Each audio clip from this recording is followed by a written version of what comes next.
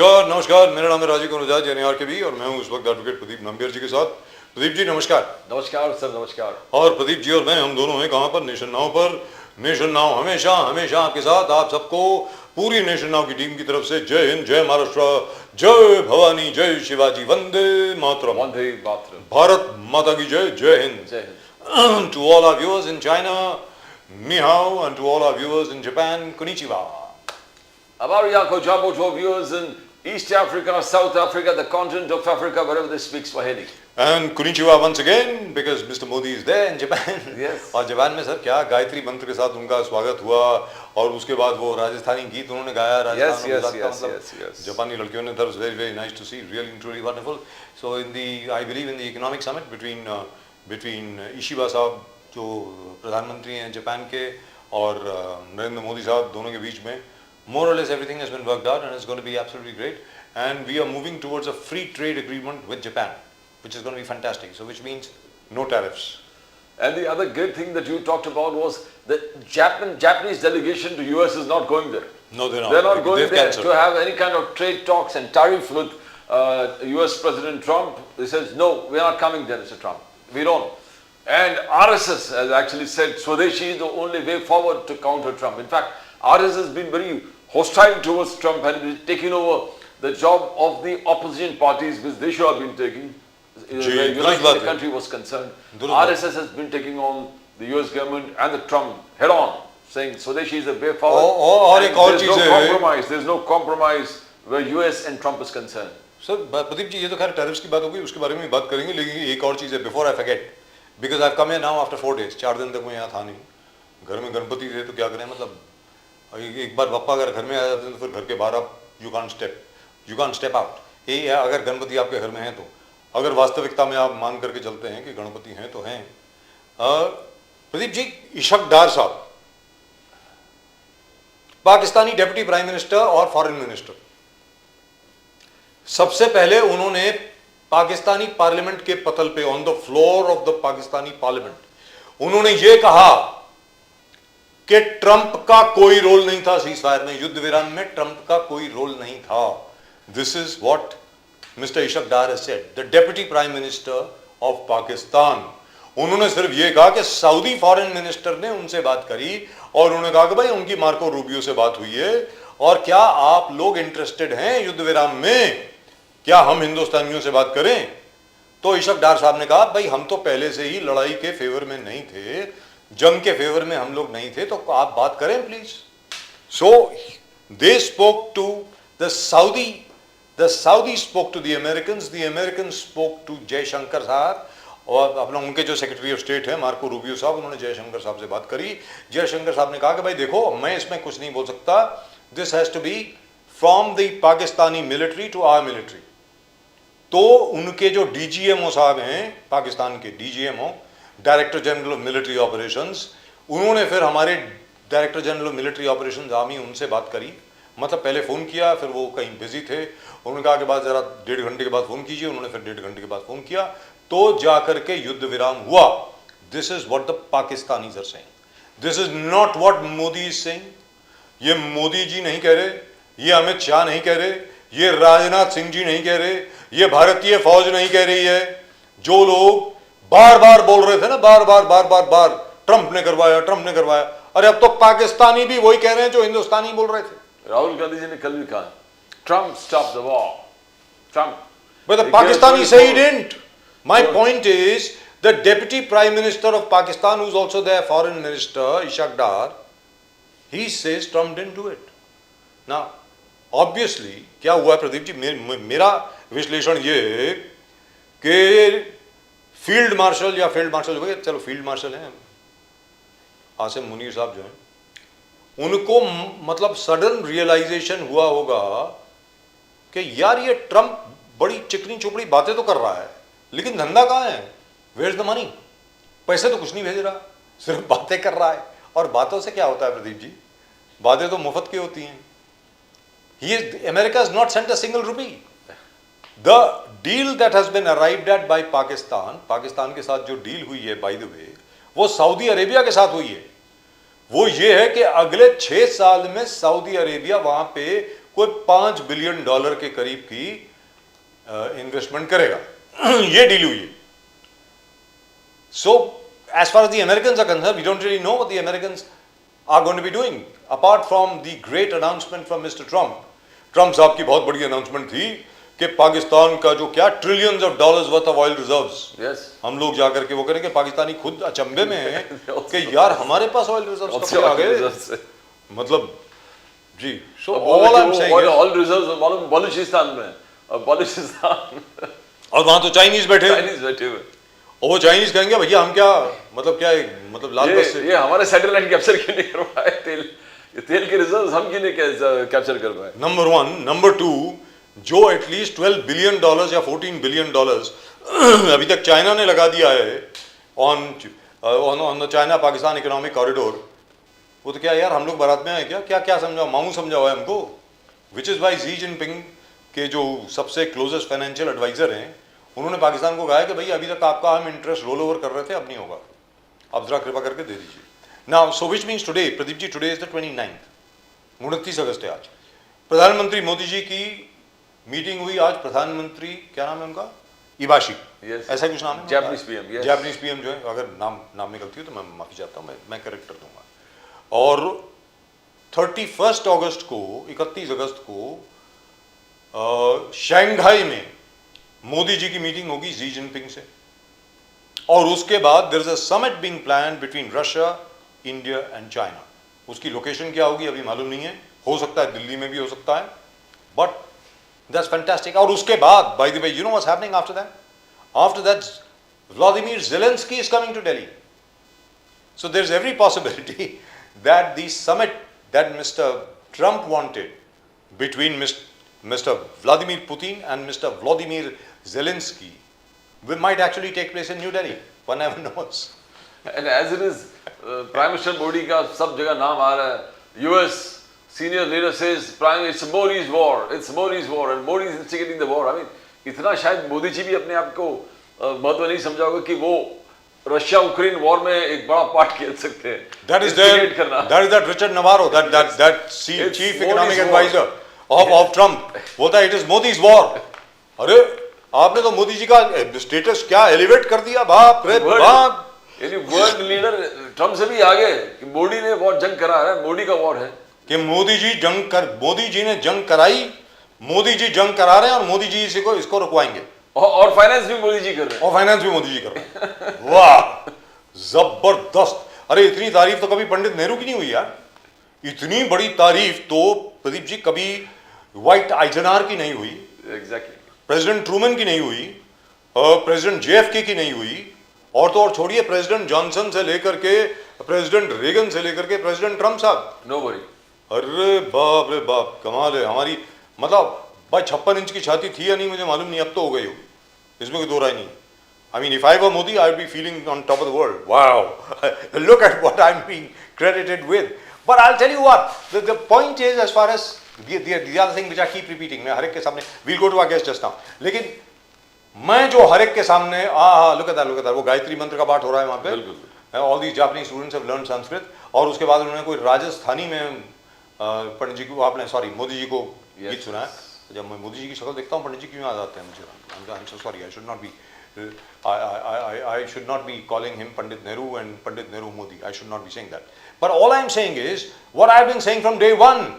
Ever since the day when Mr. Trump announced tariffs, what did I say? Pradeep ji, what did I say? I said the American consumers will have to pay for these tariffs. Please understand what is a tariff. Tariff क्या होता है? वो import tax होता है। कोई भी चीज अगर आप बाहर से लेते हैं, या उसको इंपोर्टर पे करेगा, डिस्ट्रीब्यूटर पे करेगा, रिटेलर पे करेगा, या कंज्यूमर पे करेगा। तो हिंदुस्तान से आप जो भी चीजें खरीद रहे हैं, अब जाके अमेरिकन पब्लिक को यह मालूम पड़ रहा है कि हम हिंदुस्तान से जो लेदर गुड्स, टेक्सटाइल्स, इलेक्ट्रॉनिक्स, खैर इलेक्ट्रॉनिक्स पे तो उसने कोई टैरिफ लगाया नहीं, और फार्मा पे भी नहीं लगाया, यानी दवाइयों पे नहीं लगाया, क्योंकि 40% दवाइयां जो इस वक्त अमेरिका में हैं वो हिंदुस्तान में बनती हैं, तो या हिंदुस्तान से आती हैं। हर चीज के ऊपर सर 13% से लेके 50% तक महंगाई की मार लगने वाली है अमेरिका को इन भाई साहब की वजह से, because he does not understand basic economics. Anyway, God knows, but that's the American problem, not our problem. As Mohan Bhagwat ji said just now, and as everybody else has also been saying, as Pandit Nehru, by the way, and this time I'm not making a mistake, जैसे पंडित नेहरू ने कहा 1952 में और उसके बाद repeat करते रहे वो 1964 तक, जब तक कि वो हम लोगों को छोड़ के नहीं चले गए, कि भारत को हर चीज में आत्मनिर्भर बनना पड़ेगा. Do remember, the Swadeshi movement was launched by Mahatma Gandhi, and it is the Swadeshi movement that broke the back of the British Empire.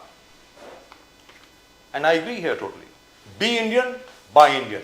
खैर उसके बारे में और भी बात करेंगे थोड़ी देर के बाद. Let's go straight across to our guest. Do we have our guest with us? Oh yes, we do. Oh yes, we do. अविरल मलिक साहब नमस्कार. नमस्कार. नमस्कार जी नमस्कार, बहुत बहुत धन्यवाद.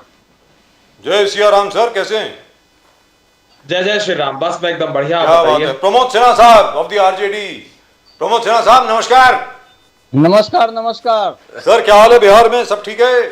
बाढ़ सब बढ़िया है सर. बाढ़ वगैरह की स्थिति कैसी है? बारिश की स्थिति कैसी है सर, जरा बता दें. बिल्कुल. बाढ़ तो सर हम लोग तो पहले से अनुमान लगा रहे थे, उसी हिसाब से इस बार भी मानसून का जो समय है उसमें बाढ़ तो हो ही जाना है जी. पूरा उत्तर बिहार जो है गांव का गांव जलमग्न है. बड़े मकान धराशायी हो जा रहे हैं जल प्रवाह में जी. और हर साल होता है, तो अब तो रूटीन हो गया ना. बारिश हो या नहीं हो, बारिश हो या नहीं हो, बाढ़ आती है. क्या बात है. बिल्कुल. तो प्रमोद सिन्हा साहब, बिहार में हमने देखा कि ये जो वोट यात्रा जो है, वोट अधिकार यात्रा, तेजस्वी यादव साहब और राहुल गांधी जी जो वोट अधिकार यात्रा जो लेकर के जा रहे हैं, उसमें भीड़ तो बहुत आ रही है, जबरदस्त भीड़ आ रही है. बाप रे बाप, क्या जन सैलाब आ रहा है, मानना पड़ेगा. सर ये वोट में तब्दील होगा? ये लोग बोर हो गए होंगे सवाल सुन सुन के, क्योंकि पहले भी मैंने देखा है लाखों की भीड़, लेकिन जीतता कोई और है.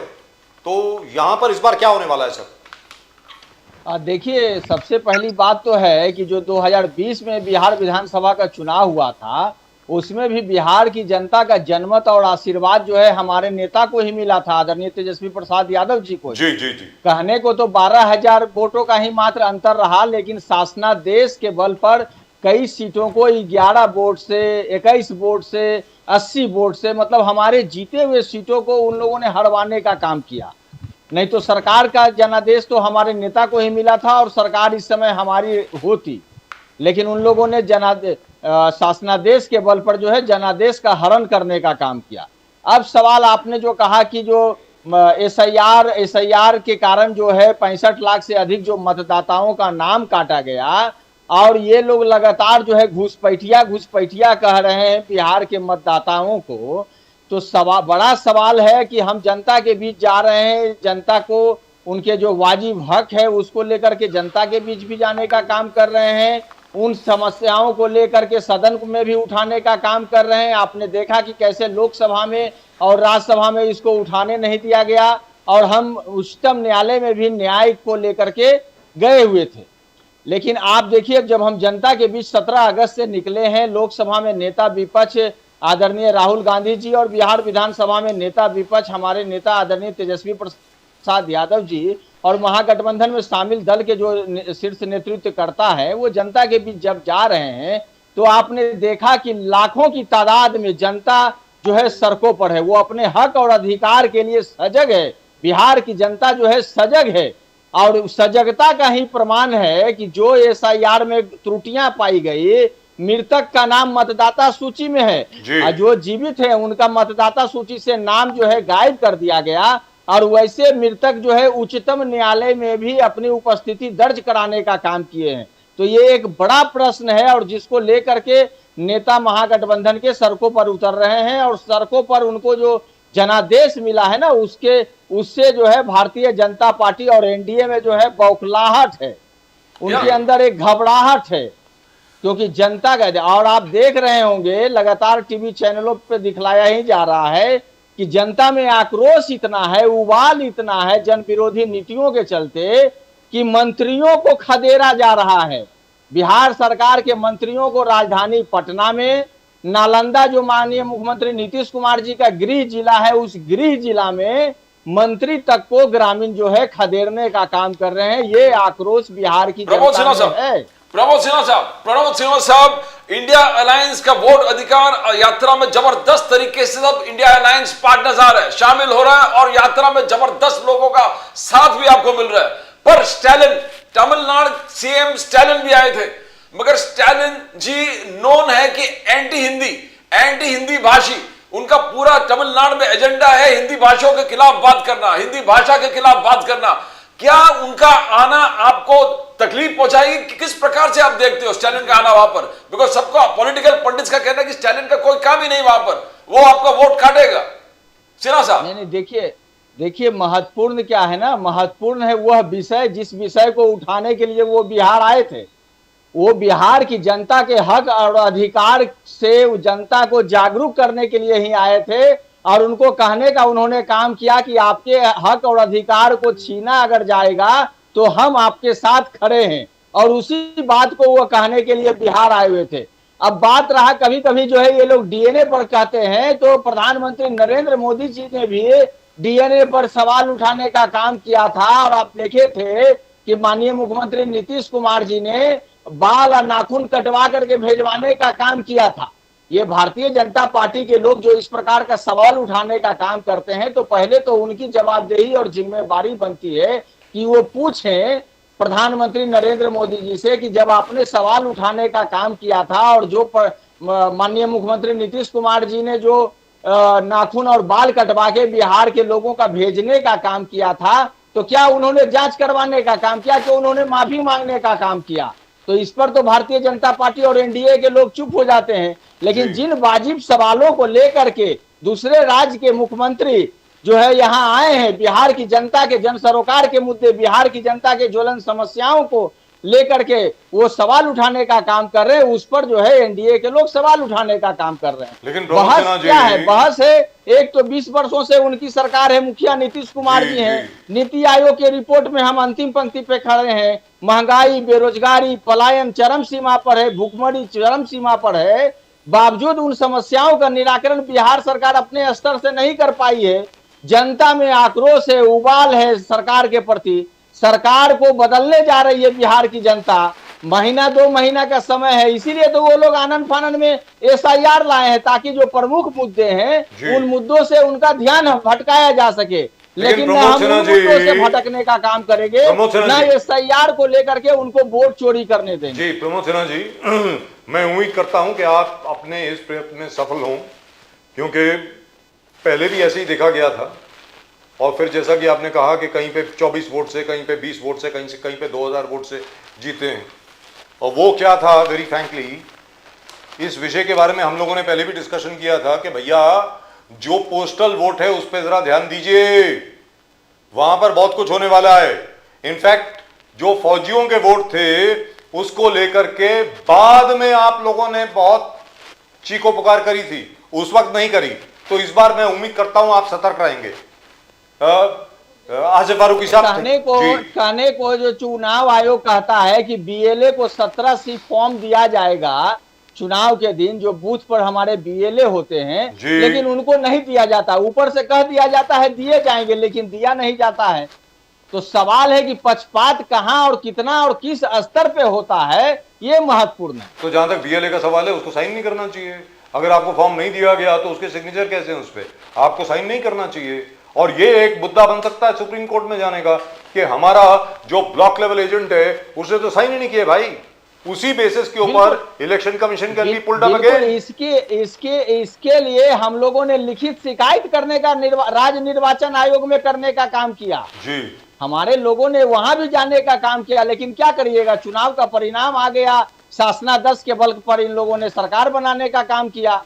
आप कुछ कमेंट करना चाहेंगे इसके पहले? प्रमोद सिन्हा साहब, महागठबंधन, एक छोटी सी बात सुन लीजिए। जब महागठबंधन की सरकार से नीतीश कुमार जी अलग होकर के एनडीए में चले गए, तो हमारे 4 विधायक जो है उनके पाले में चले गए। अब देखिए जो विधायक का जो ये प्रतिनिधित्व जो कानून कहता है वो क्या कहता है कि कम से कम 2/3 संख्या होनी चाहिए। हम लोगों ने उनकी सदस्यता को रद्द करने के लिए भी लिखे, आज जैसे 1.5 साल बीतने को है, लेकिन उसकी सदस्यता को भी ये लोग रद्द नहीं किए। तो कहां न्याय के लिए भटकना पड़ेगा? गैर कानूनी है वो, तो आपको हर जगह जाना पड़ेगा सर। भटकने की बात नहीं है, आप पॉलिटिकल पार्टी आपको ये करना पड़ेगा। लेट्स बी वेरी क्लियर, जो भी हो कह रहा हूं कि सर, भटकने की बात नहीं दिया हुआ है। हाँ वो ठीक है सर, लेकिन प्रमोद सिन्हा साहब, इसके पहले कि मैं डॉक्टर अविरल मलिक के पास जाऊं, आसिफ फारूकी साहब, thank you very much for joining us. Great pleasure having you with us, sir. After that, I'll be coming to you. Thank you, sir. Great pleasure having you with us, sir. Right now, so nice of you. Pramod Sinha साहब, एक छोटा सा comment आपसे, उसके बाद मैं जाता हूं डॉक्टर अविरल मलिक के पास। सर, जो राहुल गांधी जी से अमित शाह साहब ने कहा है कि आप माफी मांगिए, क्योंकि किसी ने, वो कोई शख्स है, राजा करके कोई शख्स है, रिजवी या राजा जो भी है, उसने पटना में कांग्रेस के स्टेज से आदरणीय सम्माननीय प्रधानमंत्री जी की माता जी के बारे में अपशब्द बोले। तो कांग्रेस के लोग तो ये कहते हैं कि भाई वी डोंट सपोर्ट दिस, ये हमारा आदमी है ही नहीं, और अगर हमारा आदमी है तो हम इसको बाहर निकाल रहे हैं।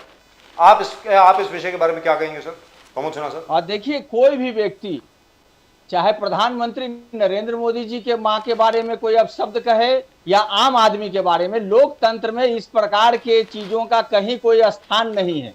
सबसे महत्वपूर्ण बात है, और इसकी हम लोग भी बिल्कुल निंदा करते हैं। Thank you very much. सवाल क्या है ना कि सवाल है, जब जहां पे ये आयोजन किया गया था, वहां से जो हमारा काफिला था काफी आगे निकल चुका था। जो आयोजन स्थल पर जो जिन लोगों ने आयोजन कराने का काम किया था, वो भी उस काफिला के साथ आगे बढ़ चुके थे। तो वहां पर जिस व्यक्ति ने किया, प्रशासन उसको अरेस्ट कर लिया है, और 14 दिन की जुडिशियल कस्टडी में प्रशासन को पूरी जांच करनी चाहिए कि वो व्यक्ति कहां और किस दल से जुड़ा हुआ है, क्योंकि कांग्रेस के लोगों ने भी यह कहने का काम किया है कि वो हमारी पार्टी से जुड़ा हुआ व्यक्ति नहीं है। पहली बात। दूसरी बात है कि आप देखिए, आज जो है, जब वो गिरफ्तार हो चुका है तो प्रशासन को जांच करने दीजिए, लेकिन आज भारतीय जनता पार्टी ने क्या किया, सदाकत आश्रम में जो कांग्रेस का जो कार्यालय है, वहां जा करके और लाठी डंडों से वहां पीटने का काम किया, वहां कार्यालय को तहस नहस करने का काम किया। तो उनको अपने ही शासन और प्रशासन पे भरोसा नहीं है, उन्होंने कानून को अपने हाथ में लेने का काम किया। डॉक्टर अविरल मलिक, जो आदमी ने इतनी अभद्र बात कही मोदी जी की आदरणीय माता जी के बारे में, उसको गिरफ्तार कर लिया गया है, उसको न्यायिक हिरासत में भेज दिया गया है 14 दिन के लिए। कांग्रेस के जितने भी बड़े बड़े लीडर हैं, भले वो सचिन पायलट हों, जो भी हों, बिहार के भी जितने लीडर हैं, सबने कहा एक तो ये हमारा आदमी है नहीं, और अगर हमारा आदमी है तो हम इसको निष्कासित करते हैं कांग्रेस से अभी बाहर निकालते हैं इसको। नंबर 1। नंबर 2, ऐसी भाषा का प्रयोग पब्लिक लाइफ में बिल्कुल नहीं होना चाहिए। लेकिन सर, बीजेपी को क्या जरूरत पड़ गई कि आपने कांग्रेस के कार्यालय के ऊपर धावा बोल दिया, शीशे तोड़ दिए, पत्थर मारे, मारपीट हो गई, और अंदर से जब मुकाबला हो गया, आप तो कह रहे हैं कि भाई कांग्रेस ने हमारे ऊपर हमला किया, तो आपको वहां जाने की जरूरत क्या थी? जब आदमी अरेस्ट हो चुका है, आपकी खुद की सरकार है ना सर, वहां बिहार में आप पावर में है ना सर, तो आपको वहां पर जाकर के कांग्रेस के ऊपर हम धावा बोलने की जरूरत क्या थी? डॉक्टर मलिक बोलिए सर, प्लीज। जी नहीं, देखिए, जिस तरीके का व्यवहार किया गया, जिस तरीके की भाषा का प्रयोग किया गया, मैं समझता हूं बहुत ही दुखद, बहुत ही शर्मनाक, बहुत ही निंदनीय है। और उसके साथ साथ जिस मंच का प्रयोग किया गया, वो किस राजनीतिक दल का मंच था और वहां तक वो किस प्रकार से पहुंच गया, वो हाई सिक्योरिटी जोन में कौन उसको लेकर आया, क्या कोई लिस्ट बनी थी कि नहीं बनी थी, या ऐसे ही कोई भी व्यक्ति मंच पर चढ़ रहा था, कोई व्यक्ति वहां पहुंच रहा था, कोई व्यक्ति वहां आ रहा था और बोल रहा था, इस चीज को भी स्पष्ट करना चाहिए। और उसके साथ साथ इस प्रकार के विचार मैं समझता हूं ये लोग रखते हैं, मैं समझता हूं कि बहुत ही दुखद है, शर्मनाक है, निंदनीय है, और कड़े शब्दों में आपके टीवी चैनल के माध्यम से मैं इसकी निंदा करना चाहूंगा जिस प्रकार के शब्दों का वहां प्रयोग किया गया। और उसके साथ साथ जहां तक विषय इन शब्दों का प्रयोग कम से कम सभ्य समाज में नहीं किया जा सकता है, मैं समझता हूं कि बिल्कुल स्पष्ट है। और उसके साथ साथ जहां तक विषय है आरोप प्रत्यारोप का, भारतीय जनता पार्टी किसी रूप में आरोप प्रत्यारोप की राजनीति नहीं करती है, बेबुनियाद आरोप भारतीय जनता पार्टी लगाने का काम कतई किसी रूप में नहीं करती है। इस चीज को स्पष्ट रूप जान सर लेना फुटेज चाहिए। चल रही है और आपके, इसके साथ साथ जहां तक सर आपके आरोपों स्क्रीन पर फुटेज चल और रही है, तथ्यों देख के लीजिए। आधार पर जो सामने आ जी। रहे हैं वो पब्लिक डोमेन में वीडियो भी मौजूद है, फैक्ट्स भी मौजूद है, और जो फैक्ट्स पब्लिक डोमेन में मौजूद है मैं समझता हूं उसका ये जवाब दे। और कांग्रेस पार्टी के मंच पे, कांग्रेस पार्टी के कार्यक्रमों में इस प्रकार के लोग आते हैं, कौन उन्हें वहां परमिट करता है, कौन बुलवाता है, कौन उनसे भाषण करवाता है, ये भी बताना चाहिए। और इनके जो वरिष्ठ नेता है राहुल जी हर विषय पे बोलते हैं, इस विषय पे भी बोलने। अभी डॉक्टर अभिराम मलिक जी, आरएसएस चीफ मोहन भागवत जी ने हर चीज क्लैरिफाई कर दिया, बोला ना मैं रिटायर होने वाला हूं, ना मैं किसी को बोला हूं कि आपको रिटायर होने वाला है, आप होना पड़ेगा। क्लियर कट, ना मोहन भागवत जी रिटायर होने वाले हैं, ना नरेंद्र मोदी जी रिटायर होने वाले हैं। तो जो डाउट थे, जो वातावरण बना था कि सितंबर में 2 लोग जाने वाले, वो नहीं जाने वाला। अभिराम मलिक जी, ये क्या बदलाव कैसे आया? ये क्या आपस में क्या बोलते हैं, डिस्कशन करके हुआ कि अपने आप तय हुआ एक्सटेम्पो मोहन भागवत जी का? जी नहीं, देखिए एक्सीडेंटल वगैरह किसी रूप में कुछ नहीं होता है, तो अफवाह फैलाई जा रही थी और बार बार बहुत से लोग स्पष्टीकरण चाह रहे थे कि स्पष्टीकरण दिया जाए, स्पष्टीकरण दिया जाए, स्पष्टीकरण दिया जाए, और उल जरूर आरोप, उल जरूर बयानबाजियां चलाने का काम कुछ लोग कर रहे थे और कुछ लोग तोड़ मरोड़ के पेश करने का काम कर रहे थे। और जिस तरीके से मैं समझता हूं कि बयान अलग अलग तरीके से सामने पेश किए जा रहे थे, अब वो सारी चीजें क्लियर हो गई। मैं समझता हूँ परम पूज्य मोहन भागवत जी के द्वारा जो स्पष्ट किया गया है, सरसंघ चालक जी के द्वारा, वो एकदम स्पष्ट रूप से सबके मध्य में सामने आ गया है।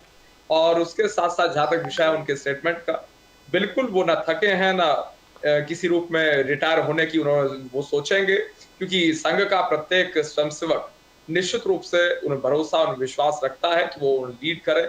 हम सब संघ के स्वयंसेवक निश्चित रूप से निष्ठा पूर्वक देश की सेवा करने में निरंतर कार्यरत हैं, लगे हुए हैं और भविष्य में भी करते रहेंगे। जी डॉक्टर अभिराम मलिक जी, तेजस्वी यादव जी ने कहा मेरे अंदर लालू प्रसाद यादव जी का खून है। रिजर्वेशंस मेरे आने के बाद 85% तक जाएगा। रिजर्वेशंस 85%। डॉक्टर अभिराम मलिक जी, ये राहुल गांधी जी से भी ज्यादा, जाति जनगणना जो राहुल गांधी जी चाहता था उससे भी ज्यादा तेजस्वी यादव जी ने अनाउंस कर दिया कि 85% तक रिजर्वेशन जा सकता है। How do you see that doctor Malik? जी नहीं, देखिए जहां तक विषय है राहुल गांधी जी का, जहां तक विषय है तेजस्वी प्रसाद यादव जी का, तो ये लोग क्या कह रहे हैं क्या नहीं कह रहे हैं, जनता स्वयं आज सीरियसली नहीं ले रही है, ये भी सबको दिख रहा है। क्योंकि देखिए असल में 60 साल इस देश में इनकी सरकार केंद्र में रही, कांग्रेस पार्टी की सरकार रही, यूपीए की सरकार रही, 2014 से पहले तो इन्हीं की सरकार थी, बिहार प्रदेश में भी आरजेडी की सरकार रही, और सरकार होने के बावजूद भी इन्होंने किसी रूप में विकास नहीं किया। वो मैं नहीं कह रहा हूं, वो हमारे काम बता रहे हैं कि हमने पक्के मकान देने का काम किया आवास योजना के माध्यम से, और वो आवश्यकता तभी पड़ी कि देश में लोगों के पास पक्के मकान नहीं थे। हमने सरकार बनने के पश्चात जनधन योजना को चलाने का कार्य किया और जनधन बैंक खाते खुलवाने का कार्य किया। वो इसलिए आवश्यकता पड़ी क्योंकि 2 इकोनॉमिस्ट इस देश को लीड कर रहे थे, डॉक्टर मनमोहन सिंह जी और पी चिदम्बरम जी, यूपीए की सरकार में 10 साल के शासनकाल में, लेकिन वो बैंकों में खाते नहीं खुलवा सके और लंबा चौड़ा इकोनॉमी पे तकरीर करते रहे। नंबर 3, जहां तक विषय इलेक्ट्रिफिकेशन का, इलेक्ट्रिफिकेशन गांव-गांव तक बिजली इन्होंने नहीं पहुंचाई, इसीलिए हमारी सरकार के बनने के पश्चात हमें पहुंचाने का कार्य करना पड़ा। नंबर 4, जहां तक विषय हमारे, अगर विस्तृत रूप से बात कर ली जाए, हमारी सरकार बनने के बाद उज्ज्वला योजना हमें चलानी पड़ी क्योंकि घर घर तक रसोई गैस सिलेंडर नहीं था। और उसके साथ साथ जहां तक विषय 5वां, बेसिक फैसिलिटीज का, ये सारी बेसिक फैसिलिटीज के अंतर्गत आती हैं, एक तरीके से लोगों के मौलिक अधिकार है। और गरीबों को किस प्रकार से मुफ्त राशन मिले, इसकी भी हमने चिंता की, क्योंकि ये नहीं कर रहे थे, ये गरीब की चिंता नहीं करते हैं, मजदूर की चिंता नहीं करते हैं, किसान की चिंता नहीं करते हैं, स्वरोजगार की चिंता नहीं करते हैं, रोजगार की चिंता नहीं करते हैं। अगर की होती तो ये देश बहुत अमीर हो गया होता, इस देश के गरीबों को गरीबी में जीवन यापन ना करना पड़ता अगर 60 साल तक इन्होंने गरीब की चिंता की होती। और ये कौन सी गरीबी की चिंता हो रही थी कि स्वर्गीय इंदिरा गांधी जी भी गरीबी हटाओ का नारा दे रही थी, राजीव गांधी जी भी गरीबी हटाओ का नारा दे रहे थे। उनके बाद जितने इनके नेता है सब गरीबी जी। हटाओ करते रहे। फिर आदरणीय सोनिया जी भी गरीबी हटाओ का नारा देती रही। उसके बाद अब राहुल गांधी जी भी गरीबी हटाओ की बात कर रहे हैं। और ये कौन सी गरीबी थी जो जनता की इन्होंने नहीं हटाई, अपनी गरीबी हटती रही कांग्रेस पार्टी की, इस पे भी इन्हें जवाब देना चाहिए। लेकिन doctor Afzal Malik, before I go to Asif Farooqui साहब, आई हैव सीन, आप कुछ बोलना चाह रहे हैं सिन्हा साहब? मैं आ रहा हूं आपके पास, सिर्फ 1 मिनट दीजिए। नहीं, एक ले लीजिए, फिर हमको दूसरा बोलिए बोलिए बोलिए जगह बोलिए जाना है। बोलिए बोलिए तो बोलिए। एक प्रतिक्रिया ले लीजिए। अभी बोलिए। ये बोल रहे थे आवास पे, तो प्रधानमंत्री नरेंद्र मोदी जी ने ही कहने का काम किया था कि 2022 तक हम सबको आवास दे देंगे जिनके पास अपना आवास नहीं था जी। और अभी जब चुनाव आयोग में जब कहा कि जो लोग के पास अपना आवास नहीं है 3 लाख को, तो उनको हमने 0,000 दे दिया है। तो वही बतला दिया कि इन्होंने अपने वायदा पर ये खड़ा नहीं उतरे हैं। विकास की लंबी चौड़ी बातें बैठ जाते हैं चैनल पे करने का काम करते हैं, लेकिन जब हम आरक्षण का दायरा बिहार में बढ़ाने का काम किए थे और हमने कहा था कि इसको 9वीं अनुसूची में आप शामिल कर दीजिए ताकि बिहार के लोगों को उसका वाजिब हक मिल सके, जब 75% हमने दायरा बढ़ाने का काम किया, इन्होंने 9वीं अनुसूची में शामिल नहीं किया, जिसका प्रतिफल हुआ कि आज बढ़ाए हुए जो आरक्षण का दायरा था उसका लाभ लोगों को नहीं मिला। विकास के बारे में कह रहे थे तो पूरा देश देखा था कि कैसे एक पखवाड़े में दर्जनों पुल पुलिया जो है जल में समाधि लेने का काम करता है। मॉनसून की पहली बारिश में प्रधानमंत्री नरेंद्र मोदी जी क्या कहते हैं कि हम पटना को पुणे बना देंगे, गया जी को गोवा, और मॉनसून की पहली बारिश होती है पूरा पटना जलमग्न हो जाता है। सर, अब पूरा में भी बाढ़ आ गई है, इसमें पूरा पटना जलमग्न हो जाता है। ये इनकी विकास है। सर, तो पूरा ये में समझने के लिए पूरा में भी आ गई बाढ़। नीति आयोग की रिपोर्ट में बिहार हर स्तर पर अंतिम पंक्ति पे खड़ा है जी। तो 85% रिजर्वेशन आप देंगे प्रमोद सिन्हा जी? 85% रिजर्वेशन हमारे नेता ने कहा है कि हम आएंगे तो डोमिसाइल भी लागू करेंगे और आरक्षण जो हमने देने का काम किया 75%, उसको हम बढ़ा करके आगे देने का काम करेंगे। हमारे नेता ने कहा है और हमारे नेता जो कहते हैं वो करने का काम करते हैं।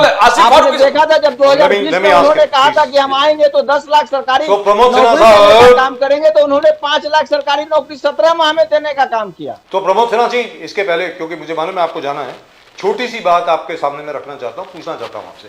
बिहार के पास अभी कोई खास इंडस्ट्री नहीं है, सीधी बात है। बिहार के पास अभी एग्रीकल्चर है, और बिहार जो था एक जमाने में, यू आर वेरी यंग, आपको तो याद भी नहीं होगा प्रमोद सिन्हा साहब, लेकिन आपने अपने पिताजी से, दादाजी से, बाकी सबसे तो सुना ही होगा। बिहार एक जमाने में विद्वानों का राज्य कहा जाता था। सबसे अच्छी पढ़ाई, सबसे बढ़िया यूनिवर्सिटीज, सबसे बढ़िया रिसर्च इंस्टीट्यूट्स 1947 के पार्टीशन के बाद सब बिहार में थे। आपको लगता नहीं है कि जिसकी भी सरकार आए, आपकी आए, जो भी सरकार आए, उसको स्कूल्स के ऊपर, प्राइमरी स्कूल्स के ऊपर, मिडिल स्कूल्स के ऊपर, हायर स्कूल्स के ऊपर, और आपकी जो पुरानी यूनिवर्सिटीज हैं उनको रिवाइव करने के लिए काम करना चाहिए, because that could be your biggest asset. आज की तारीख में सबसे बड़ा एसेट जो है बिहार का, वो बिहार का दिमाग है। सीधी बात है। आपको लगता नहीं है कि आपको उसको बढ़ावा देना चाहिए? बोलिए। बिल्कुल बिल्कुल, मैं समझ गया। देखिए, हमारे नेता आदरणीय तेजस्वी प्रसाद यादव जी का अगर 17 माह का ही मात्र कार्यकाल को आप देखिएगा तो 2 विभाग ऐसे थे, एक था शिक्षा विभाग और दूसरा था स्वास्थ्य विभाग। स्वास्थ्य विभाग में अमूलचूल परिवर्तन करने के लिए उन्होंने मिशन 60, मिशन बुनियाद और मिशन परिवर्तन के तहत काम करने का काम किया, और रात के 1 बजे, 2 बजे, 3 बजे औचक निरीक्षण करते थे। सिविल सर्जनों को उन्होंने कहा कि आपके अगर स्वास्थ्य से संबंधित कोई शिकायतें हैं, आपको किसी चीज की जरूरत है तो हमसे मांग लीजिए, 2 माह के भीतर में स्थिति में सुधार लाइए, नहीं तो हम सुधार करेंगे। और आपको पता होगा कि 700 से अधिक डॉक्टर जो सेवा नहीं देते थे लेकिन वेतन का लाभ उठाने का काम करते थे, एक बार में उनको सस्पेंड करने का काम किया। शिक्षा के बारे में मैं आपको बतला दूं कि मात्र जो है 90 दिनों के भीतर बीपीएससी के माध्यम से TRE1 और TRE2 के द्वारा जो है 2,17,000 शिक्षकों की बहाली की गई। उसके पहले क्या होता था, नियोजित शिक्षक या संविदा के आधार पर, और उन नियोजित शिक्षकों को भी हमने राजकर्मी का दर्जा देने का काम किया उसी 17 माह के कार्यकाल में। तो हमारे नेता के पास विजन है, दृढ़ इच्छा शक्ति है, काम करने का जो है जो संकल्प है वो तो इस उन्होंने बार कहा है कि हमको आप 5 साल दीजिए, मैं बिहार को विकसित राज्य की श्रेणी में खड़ा करने का काम करेंगे और बिहार का पुराना गौरव जो है उसको वापस लाने का काम करेंगे। वंडरफुल। तो कहने का मतलब ये हुआ, हो सकता है आपको कांग्रेस की भी जरूरत ना पड़े जिस तरीके से आप प्रोजेक्ट कर रहे हैं। Very good, thank you so much sir. Pramod Sinha साहब, बहुत बहुत धन्यवाद आपका हमारे साथ जुड़ने के लिए। नमस्कार। आसिफ फारूकी साहब, आसिफ फारूकी साहब, क्या है कि राहुल गांधी जी को क्या लोगों का प्यार मिल रहा है यार, देखने वाली बात है। बाप रे बाप। अरे भाई वो जरा वो दूसरी वाली फोटोज दिखाइए ना, ये तो आप छोटी वाली फोटोज दिखा रहे हैं जान करके। क्या है सर कि हमारे यहाँ पे बीजेपी वाले बहुत हैं, आसिफ फारूकी साहब, तो राहुल गांधी की जब भीड़ होती है तो बहुत कम दिखाते हैं, वेरी फ्रैंकली मैं बोल रहा हूँ आपको। तो सर मैं आपसे जानना चाह रहा हूँ कि ये वोट में तब्दील होंगे कि नहीं?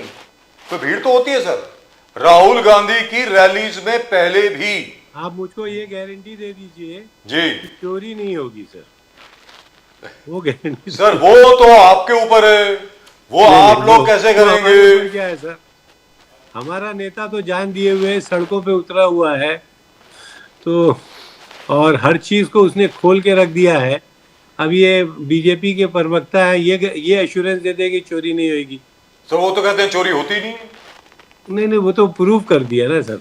कहाँ सर, वो तो बोलते हैं कि देखो 2024 में अगर चोरी होती तो हम लोग 240 पे क्यों रुकते, 350 ले आते। वो तो जब इनका मन करता है तब चोरी होती है, हर वक्त थोड़ी चोरी हो जाती सर है। ये दैट इज बीइंग अनफेयर। एक बार चोरी का बोलने का मतलब ये थोड़ी है कि हर वक्त चोरी होते रहती है।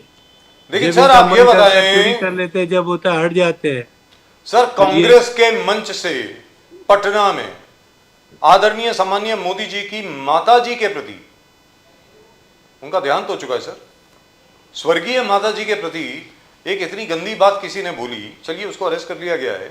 Sir do you think that's, I mean I find it very strange. Sir personal level पे और पार्टी की तरफ से दोनों तरफ से हम इसकी निंदा करते हैं, लेकिन जैसा बोओगे वैसा काटोगे। इससे पहले भी मैं आपको बोल चुका हूँ, जिस तरीके से खुद बीजेपी तो छोड़िए, बड़े नेता को भी छोड़िए, खुद मोदी जी जिस तरीके से गांधी फैमिली और उनके गुजरे हुए लोगों के बारे में बोलते रहते हैं, और उन प्राइम मिनिस्टर और उन नेता के बारे में बोलते रहते हैं जिन्होंने अपना खून तक इस देश के लिए दे दिया है, तो मेरे ख्याल से इस किस्म की बातें पब्लिक से अब हम लोगों को एक्सपेक्ट करना चाहिए। इसमें कोई बहुत ताज्जुब नहीं करना चाहिए, लेकिन इसके बावजूद मुझको बहुत खेद है, और ये हमारा इंडियन कल्चर नहीं है। ये सारे कल्चर को बदल रहे हैं, जिस तरीके से ये देश के अंदर, दिलों के अंदर लोगों के बीच में मतभेद करवा रहे हैं, और एक दूसरे के खिलाफ हिंदू मुसलमान का बीज डाल दिया है इन्होंने।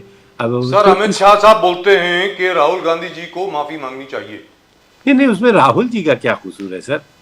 हम हर जगह पे आप राहुल जी को क्यों लेके आ जाते हैं? क्योंकि आप मोदी जी को लेके आते हैं सर, आपको तो खुश होना चाहिए। लेके आते हैं सर, आपको तो खुश होना चाहिए। प्राइम मिनिस्टर है, मोदी जी हर एक चीज पे कंट्रोल रखते हैं। राहुल जी पब्लिक के ऊपर शैडो प्राइम मिनिस्टर रखते हैं, he is leader of opposition. Security वाले से पूछा जाए कि वो कैसे आया, क्यों आया, वो कौन है। हम तो पार्टी लेवल से उसकी निंदा करते हैं, उसका खेद करते हैं। अब राहुल जी माफी मांगे, ये क्या को मांगेंगे सर? वो आसिफ फारूकी साहब, राहुल गांधी जी ने फिर बिहार से ट्रंप का जिस प्रकार से कहा कि ट्रंप ने 24 घंटे का नोटिस दिया था, पर मोदी साहब ने 5 घंटे में सरेंडर कर दिया, सीज फायर अनाउंस कर दिया। ये बार बार कहने के बावजूद किस प्रकार से राहुल गांधी जी फिर वही दोहरा रहे, फिर वही दोहरा रहे। नहीं, दोहरा नहीं रहे सर, वो आपने शायद वीडियो नहीं देखा, मैंने कल देखा वीडियो वो ये बोल रहा है कि दोनों न्यूक्लियर कैपेसिटी वाले कंट्रीज हैं, और मैं देख रहा था बहुत प्यार से बात कर रहा है। एक प्लेन गिरा, 2 गिरा, 5 गिरे, 6 गिरे, 7 गिरे, हमको तो ये एक भी नहीं गिरे, हमको तो ये इन्फॉर्मेशन है। लेकिन somebody has not named any country. I must stop you there. जी I have seen that. I have seen that. I have seen that conference of Trump. जी ट्रंप जी, ने कहीं पर यह नहीं बोला कि किसका जहाज गिरा। हाँ बिल्कुल उसने सही कहा बात। उसने कहा कि 7 गिरे, जी 7 गिरे, तो मैंने कहा कि भाई मैं ट्रेड नहीं करूंगा तुम्हारे साथ, बंद जी, कीजिए। जी आगे बोले बट आसिफ फारूकी साहब, ट्रम्प का अलग बोलना, राहुल जी क्यों रिपीट कर रहे हैं? राहुल गांधी जी हमारे आर्म फोर्सेस का सुने, प्राइम मिनिस्टर का सुने, अमित शाह का सुने, फॉरेन मिनिस्टर का सुने, सर, ये इनको लोग कोई छोड़कर सच बात आप तो कर ही नहीं हमेशा रहे ना, ट्रम्प सर। को कोट करते हो। नहीं नहीं, कोई सच बात तो कर ही नहीं रहे हैं ना सर। ये तो सिर्फ डिवाइड एंड रूल वाला काम कर रहे हैं। इतनी बातें उन्होंने प्रूफ के साथ दी है, वो किसी बात पे ध्यान नहीं देना चाहते हैं। अभी मेरे प्रधानमंत्री और गृह मंत्री सच बात नहीं कर रहे हैं। बीजेपी उन्होंने एक बार भी ट्रम्प को कंडेम नहीं किया sir. Trump has right to- प्रधानमंत्री और सर, अरे बात नहीं कर रहे हैं, लेकिन बाकी सारी अरे डॉक्टर दुनिया मलिक, सब एक बात सेकंड। कर रही है। अरे आप थोड़ा चुप रहिए डॉक्टर मलिक, एक सेकंड सर, लेट मी आप आस्क, थोड़ा चुप रहिए। allow me to ask क्षमा कीजिए। आसिफ फारूकी साहब। Doctor Malik, 1 second. There is a newspaper, very respected newspaper in Europe called Frankfurter Allgemeine Zeitung. It is the largest selling newspaper in Germany. Largest selling newspaper in Germany. उन्होंने कहा है कि Trump ने 4 बार कोशिश करी मोदी जी से बात करने की, मोदी जी फोन पर नहीं आए। ये FAZ यानी फ्रैंकफर्टर आलजेमाइन ज़ाइटुंग उन्होंने कहा है। उसके अलावा बाकी जितने भी सिक्योरिटी एक्सपर्ट्स हैं, बाकी सब लोग हैं, उन्होंने कहा है कि मिनिमम पाकिस्तान के 21 से 29 जहाज हम लोगों ने उड़ा दिए। ये इंटरनेशनल सिक्योरिटी एक्सपर्ट्स ने कहा है, हमारे हिंदुस्तानियों ने नहीं कहा है, क्योंकि आजकल कांग्रेस को पता नहीं क्या हो गया, आप हिंदुस्तानियों की बात नहीं मानते। तीसरा, चलिए हिंदुस्तानियों की बात नहीं मानते, पाकिस्तान के जो डिप्टी प्राइम मिनिस्टर हैं और फॉरेन मिनिस्टर हैं इशक डार साहब, उनकी तो बात मानेंगे। उन्होंने पाकिस्तान की नेशनल असेंबली यानी पाकिस्तान के पार्लियामेंट के फ्लोर पर कहा है कि Trump had no role to play in the cease fire. ऐसा इशक डार साहब ने कहा है। कब कहा है? 4 दिन पहले। मैं आपको फुटेज भेज देता हूं। He said very clearly mister Trump had no role to play. तो मोदी जी क्यों नहीं बोलते हैं सर? हमारे but why should he sir देखिए, वो तो मोदी जी की अपनी पॉलिसी पूरी है। दुनिया बोले, क्यों मोदी बोले? जी क्यों नहीं बोल रहे सर? सर क्या इसकी वजह बता दीजिए ना सर। क्योंकि आप उनको बोल रहे हैं बोलने के लिए, वो जिद में है, कहता मैं नहीं बोलूंगा।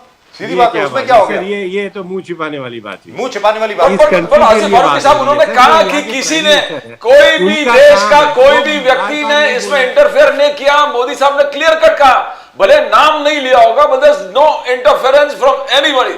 It is Pakistan DGMO who called up and we answered it. There was no role of US. तो बोले हैं, मगर आप चाहते कि ट्रंप को। लेकिन ट्रंप जी ने तो 21 बार कहा है। 21 बार नहीं कहा है सर, गलत बोल रहे हैं आप। सर आप गलत बोल रहे हैं फारूकी साहब। बंद करवाया, सॉरी सर, 5 घंटे में बंद करवाया। 1 मिनट सर। ट्रंप साहब ने 41 बार बोला है, 41 टाइम्स, 21 टाइम्स नहीं बोला है, और अभी भी बोल रहे हैं। तो ट्रंप साहब का क्या है? ट्रंप साहब तो कुछ भी बोल देते हैं। ट्रंप साहब कहते हैं कि मैंने इजिप्ट और इथियोपिया के बीच में लड़ाई बंद करा दी, अभी भी चल रही है। बोला कांगो और रवांडा के बीच में लड़ाई बंद करा दी, अभी भी चल रही है। थाईलैंड और कंबोडिया के बीच में जो लड़ाई थी वो उन्होंने बंद कराई, वो सीजफायर हुआ है, जिसकी वजह से थाईलैंड के जो प्राइम मिनिस्टर हैं उनको डिसमिस कर दिया थाईलैंड के कोर्ट ने। सर वो तो कह रहे थे रशिया और यूक्रेन की भी लड़ाई मैंने बंद करा दी, और अब कहते हैं कि रशिया और यूक्रेन की लड़ाई मोदी जी करा रहे हैं। सर मोदी जी का कितना बड़ा स्टेचर हो गया पूरी दुनिया में। आप खुद सोचिए कि अकेला मोदी आज रशिया और यूक्रेन की लड़ाई करवा भी रहा है, और रशिया और यूक्रेन की लड़ाई अकेले मोदी जी रोक सकते हैं, ऐसा ट्रंप और फाइनेंस भी मोदी जी कर रहे हैं। तेल खरीद के रशिया का तेल खरीद के रशिया से अटैक करवा रहे यूक्रेन पे। सर विश्व गुरु है, ये क्या क्या करते रहते, तो इनको क्लियर करना चाहिए ना सर। क्लियर कर दिया ना सर, और कितना क्लियर करेंगे? कहाँ क्लियर किया उन्होंने सर? एक बार भी नहीं क्लियर किया। ट्रंप को आज तक कंडेम नहीं किया इन्होंने। उसको क्या दोस्ती बना के रखे हुए है कि वो इनके ऊपर डबल से डबल टैरिफ करते जा रहा है। अभी 2-3 तो टैरिफ किसको देना पड़ेगा? खराब हो जाएगी। आपसे पूछ रहा हूं हमारा कम से कम 1% से ज्यादा जीडीपी गिरने वाला सर। है। यू हम आर, लोग कहाँ जाएंगे सर? ये sir you are a businessman yourself. Who pays the tariffs? Who pays for the tariffs? We don't. It is the American consumer who has to pay for the tariff. नहीं sir, हमारा जो export होगा, हाँ, it will be affected बात certainly. कीजिए ना sir. Effect बंद हो होगा, जाएगा हमारा एक्सपोर्ट, होगा। छोटी-छोटी हमारी So we look for other industry बंद हो markets. जाएंगी। तो क्या हो गया? आज We'll- तक देखिए, पॉइंट ये नहीं है, पॉइंट ये है कि हमारे ताल्लुकात जो फॉरेन के हैं वो बड़े वीक हो चुके हैं, बावजूद इसके कि हमारा प्राइम मिनिस्टर साहब वर्ल्ड के वो one of the most travelled prime minister है। लेकिन अगर Weak हो उनकी चुके। फॉरेन पॉलिसी और फॉरेन उनके रिलेशंस देखे जाए, पड़ोसियों से तो गड़बड़ है ही है। आज इनके बड़े बड़े मुल्कों तक से खराब हो गए। और कल ही बात हो रही थी कि वो चाइना गए, चाइना से दोस्ती करके आए। सर चाइना एक ऐसा मुल्क है जो किसी सर से दोस्ती जाने नहीं वाले हैं, करता। अभी गए नहीं, अभी वो जापान में। बिजनेस करता है, वो धंधा करता है। सर अभी जापान में है सर, चाइना कल जाने वाले हैं। और अभी- तो अभी- वो he is चाइना से Japan दोस्ती right now. करते हैं सर। चाइना जो है उनको कुछ भी देने वाला नहीं है। चाइना वो बिजनेस करता है, आप इंडिया को वो मार्केट मानता है, दोस्त नहीं मानता है, ना दोस्त मानता है ना पार्टनर मानता है। लेकिन इससे पहले जो भी प्राइम मिनिस्टर है, इंक्लूडिंग मैं बोलूँगा बीजेपी के अटल बिहारी वाजपेयी तक थे, इन लोगों की पॉलिसी इतनी ज़बरदस्त थी फॉरेन की कि बावजूद कोल्ड वॉर के हम रशिया के भी दोस्त रहते थे, हम अमेरिका से भी अपना काम निकाल लेते थे, हम यूरोप से भी बिजनेस अच्छा सर, कर एक लेते छोटी सी थे बात आपके सामने और अपनी रखूं? कंट्री की इकोनॉमी को बहुत बैलेंस रखते थे सर। क्या बात है सर। अच्छा फारूकी साहब, आपके सामने एक छोटी सी बात रखूं, उसके बाद मैं अब्दुल मलिक साहब के पास जाता हूं। 1971 वॉर जब हुई थी, सर। सऊदी अरेबिया ने क्लियर कट कहा था कि वेस्ट पाकिस्तान के ऊपर 16 दिसंबर 1971 को जनरल ए के नियाजी, इमरान खान के चचा, उन्होंने सरेंडर कर दिया था और 93,000 और फौजियों ने पाकिस्तानी फौज ने सरेंडर कर दिया। ठीक है सर। उसके बाद सऊदी अरेबिया ने क्लियर कट कहा है, you can find it on the net sir, कि अगर वेस्ट पाकिस्तान के ऊपर इंडिया ने और हमला बोलने की कोशिश करी तो Saudi army will side with Pakistan. The Iranian army, for the first time, at that time the Shah of Iran was in power, they said, we will come to Pakistan's aid. Sir, इस बार जब article 370 repeal किया गया ना, Saudi Arabia से पूछा गया ये क्या है, तो उन्होंने कहा it's an internal matter of India. United Arab emirate से पूछा गया, it's an internal matter of India. Iran से पूछा गया, it is an internal matter of India. Sir, you don't think that's a diplomatic victory? You don't think that's a good foreign policy? Sir देखिए, ये बहुत बड़े छोटे मामलात हैं। छोटे हम मामलात। बड़े मामलात की बात करें कि जिसके तहत जो है हम लोग आज की तारीख में हमारी इकोनॉमी बिल्कुल तहस नहस होके रह गई है। अमेरिका जिस तरीके से हमारे आंख दिखा रहा है सर, मुझको नहीं लगता है कि ये Sir, it is less than अच्छी बात है। 0.8%. आज जिस तरीके की टैरिफ हम पे लगी है, हमारे बिजनेसेस खराब हो जाएंगे। 0.8% और क्यों हो रहा है? सिर्फ रशिया से हम इंपोर्ट कर रहे हैं ऑयल, और वो भी एक कंपनी कर रही है, एक शख्स के लिए कर रही है।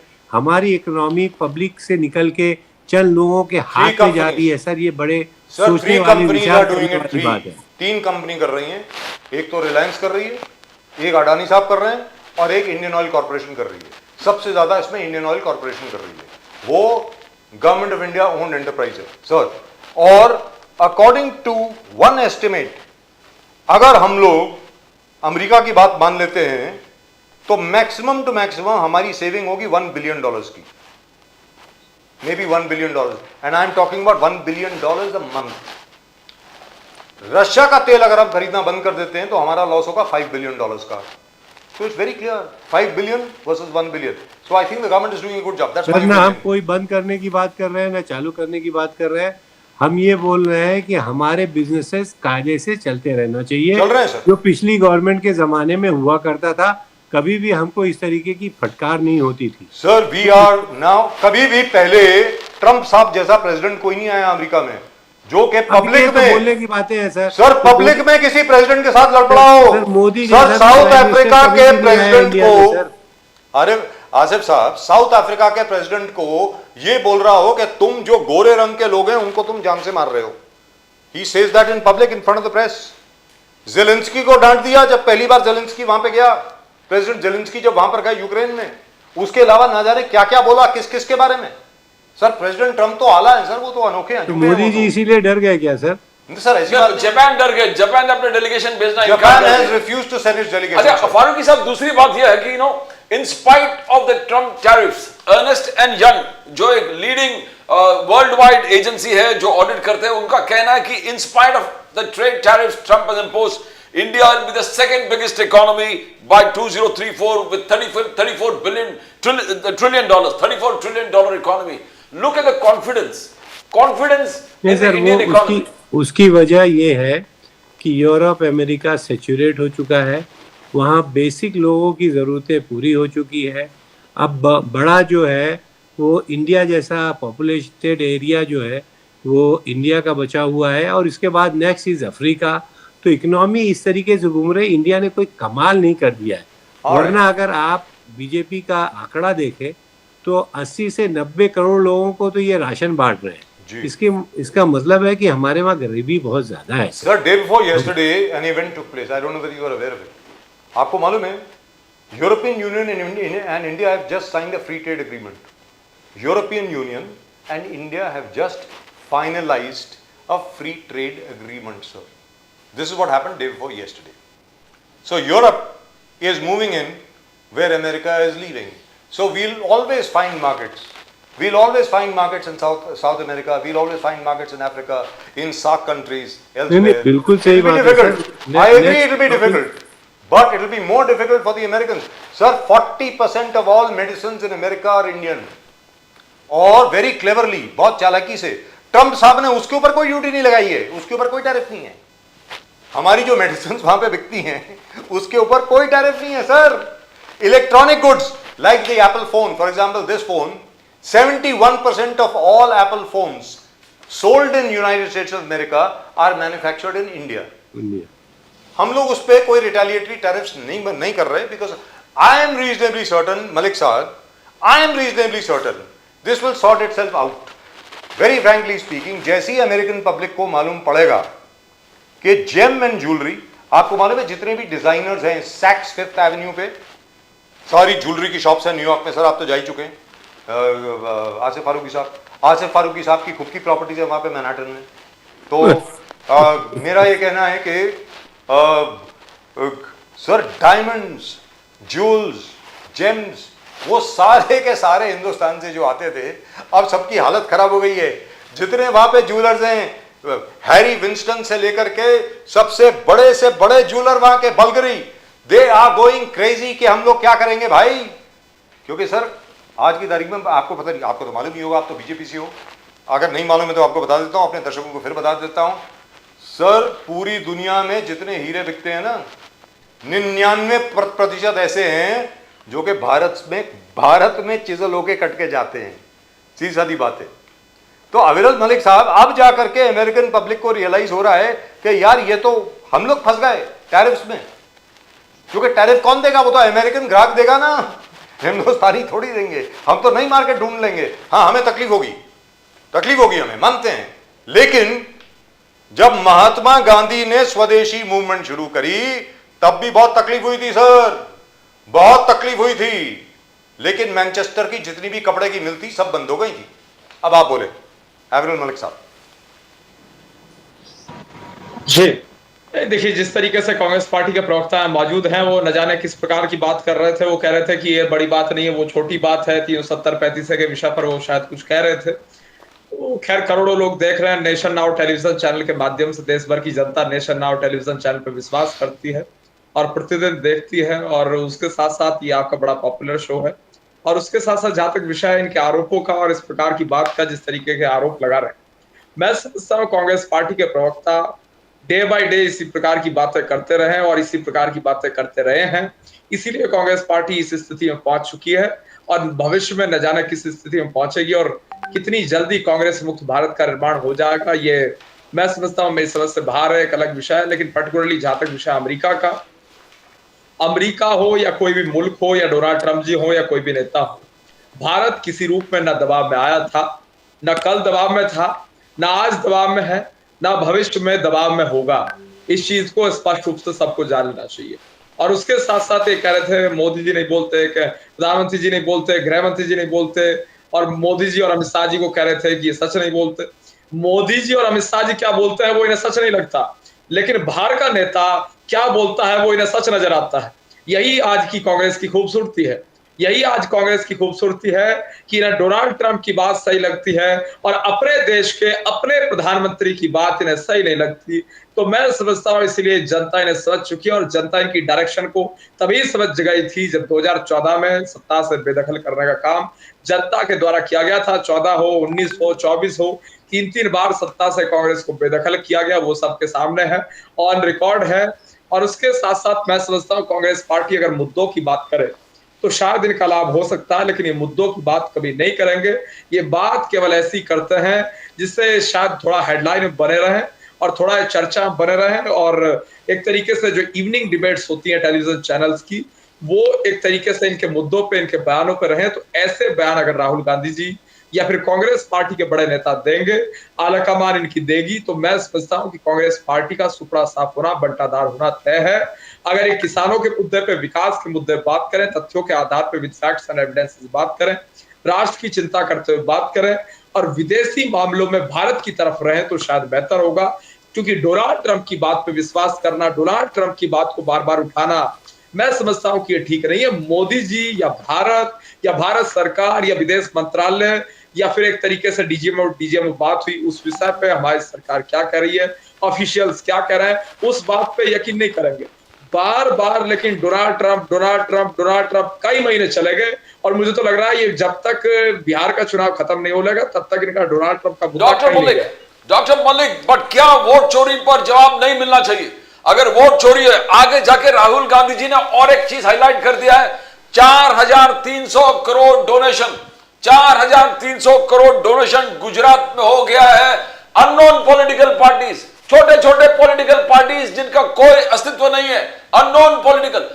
क्या इसी पर जब ऑपोजिशन लीडर, देश का ऑपोजिशन लीडर चार्ज लगा रहा है तो इन्वेस्टिगेशन नहीं होना चाहिए? इस पर क्या एफिडेविट मांगेंगे? क्या आप एफिडेविट में दे दो?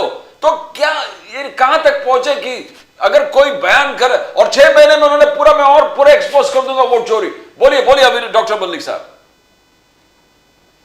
जी देखिए, हर मुद्दे पर चर्चा होनी चाहिए, हर मुद्दे पे सवाल पूछा जाना चाहिए, हर मुद्दे पे जवाब आना चाहिए और हर मुद्दे पे हमारी सरकार, हमारी पार्टी जवाब देती रही है और देती रहेगी। हम भी हर मुद्दे पे जवाब देने के लिए तैयार हैं। लेकिन जिस तरीके से विषय पर्टिकुलरली अगर बात कर ली जाए वोट चोरी की, वर्ष 2014 से पहले न कभी ईवीएम खराब हुआ, न कभी वोट चोरी हुई, और 2014 का लोकसभा चुनाव जैसे ही हम जीते तो ही इन्हें एकदम याद आ गया, ईवीएम भी खराब हो गया कि भाई, और वोट भी चोरी हो गई, क्योंकि ये सत्ता से हटना नहीं चाहते थे। सत्ता को ये अपना समझते हैं, ये चाहते हैं कि ये सत्ता में हमेशा मौजूद रहे।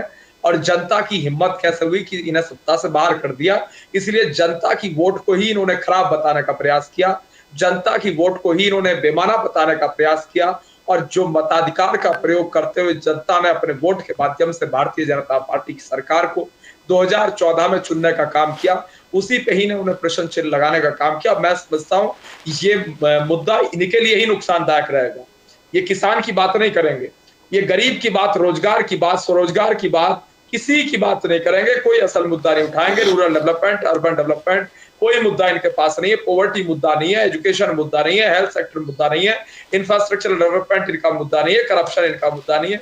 इनका मुद्दा है ईवीएम। पहले तो ईवीएम था, अब वो खत्म हुआ, अभी मुझे लग रहा है वो फिर से पैदा एक तरीके से दोबारा से कर देंगे। जैसे चुनाव इनका खत्म होगा कहेंगे भाई ठीकरा फोड़ना, चलो भाई अंतिम बार किसी करके ईवीएम पे ठीकरा फोड़ दे।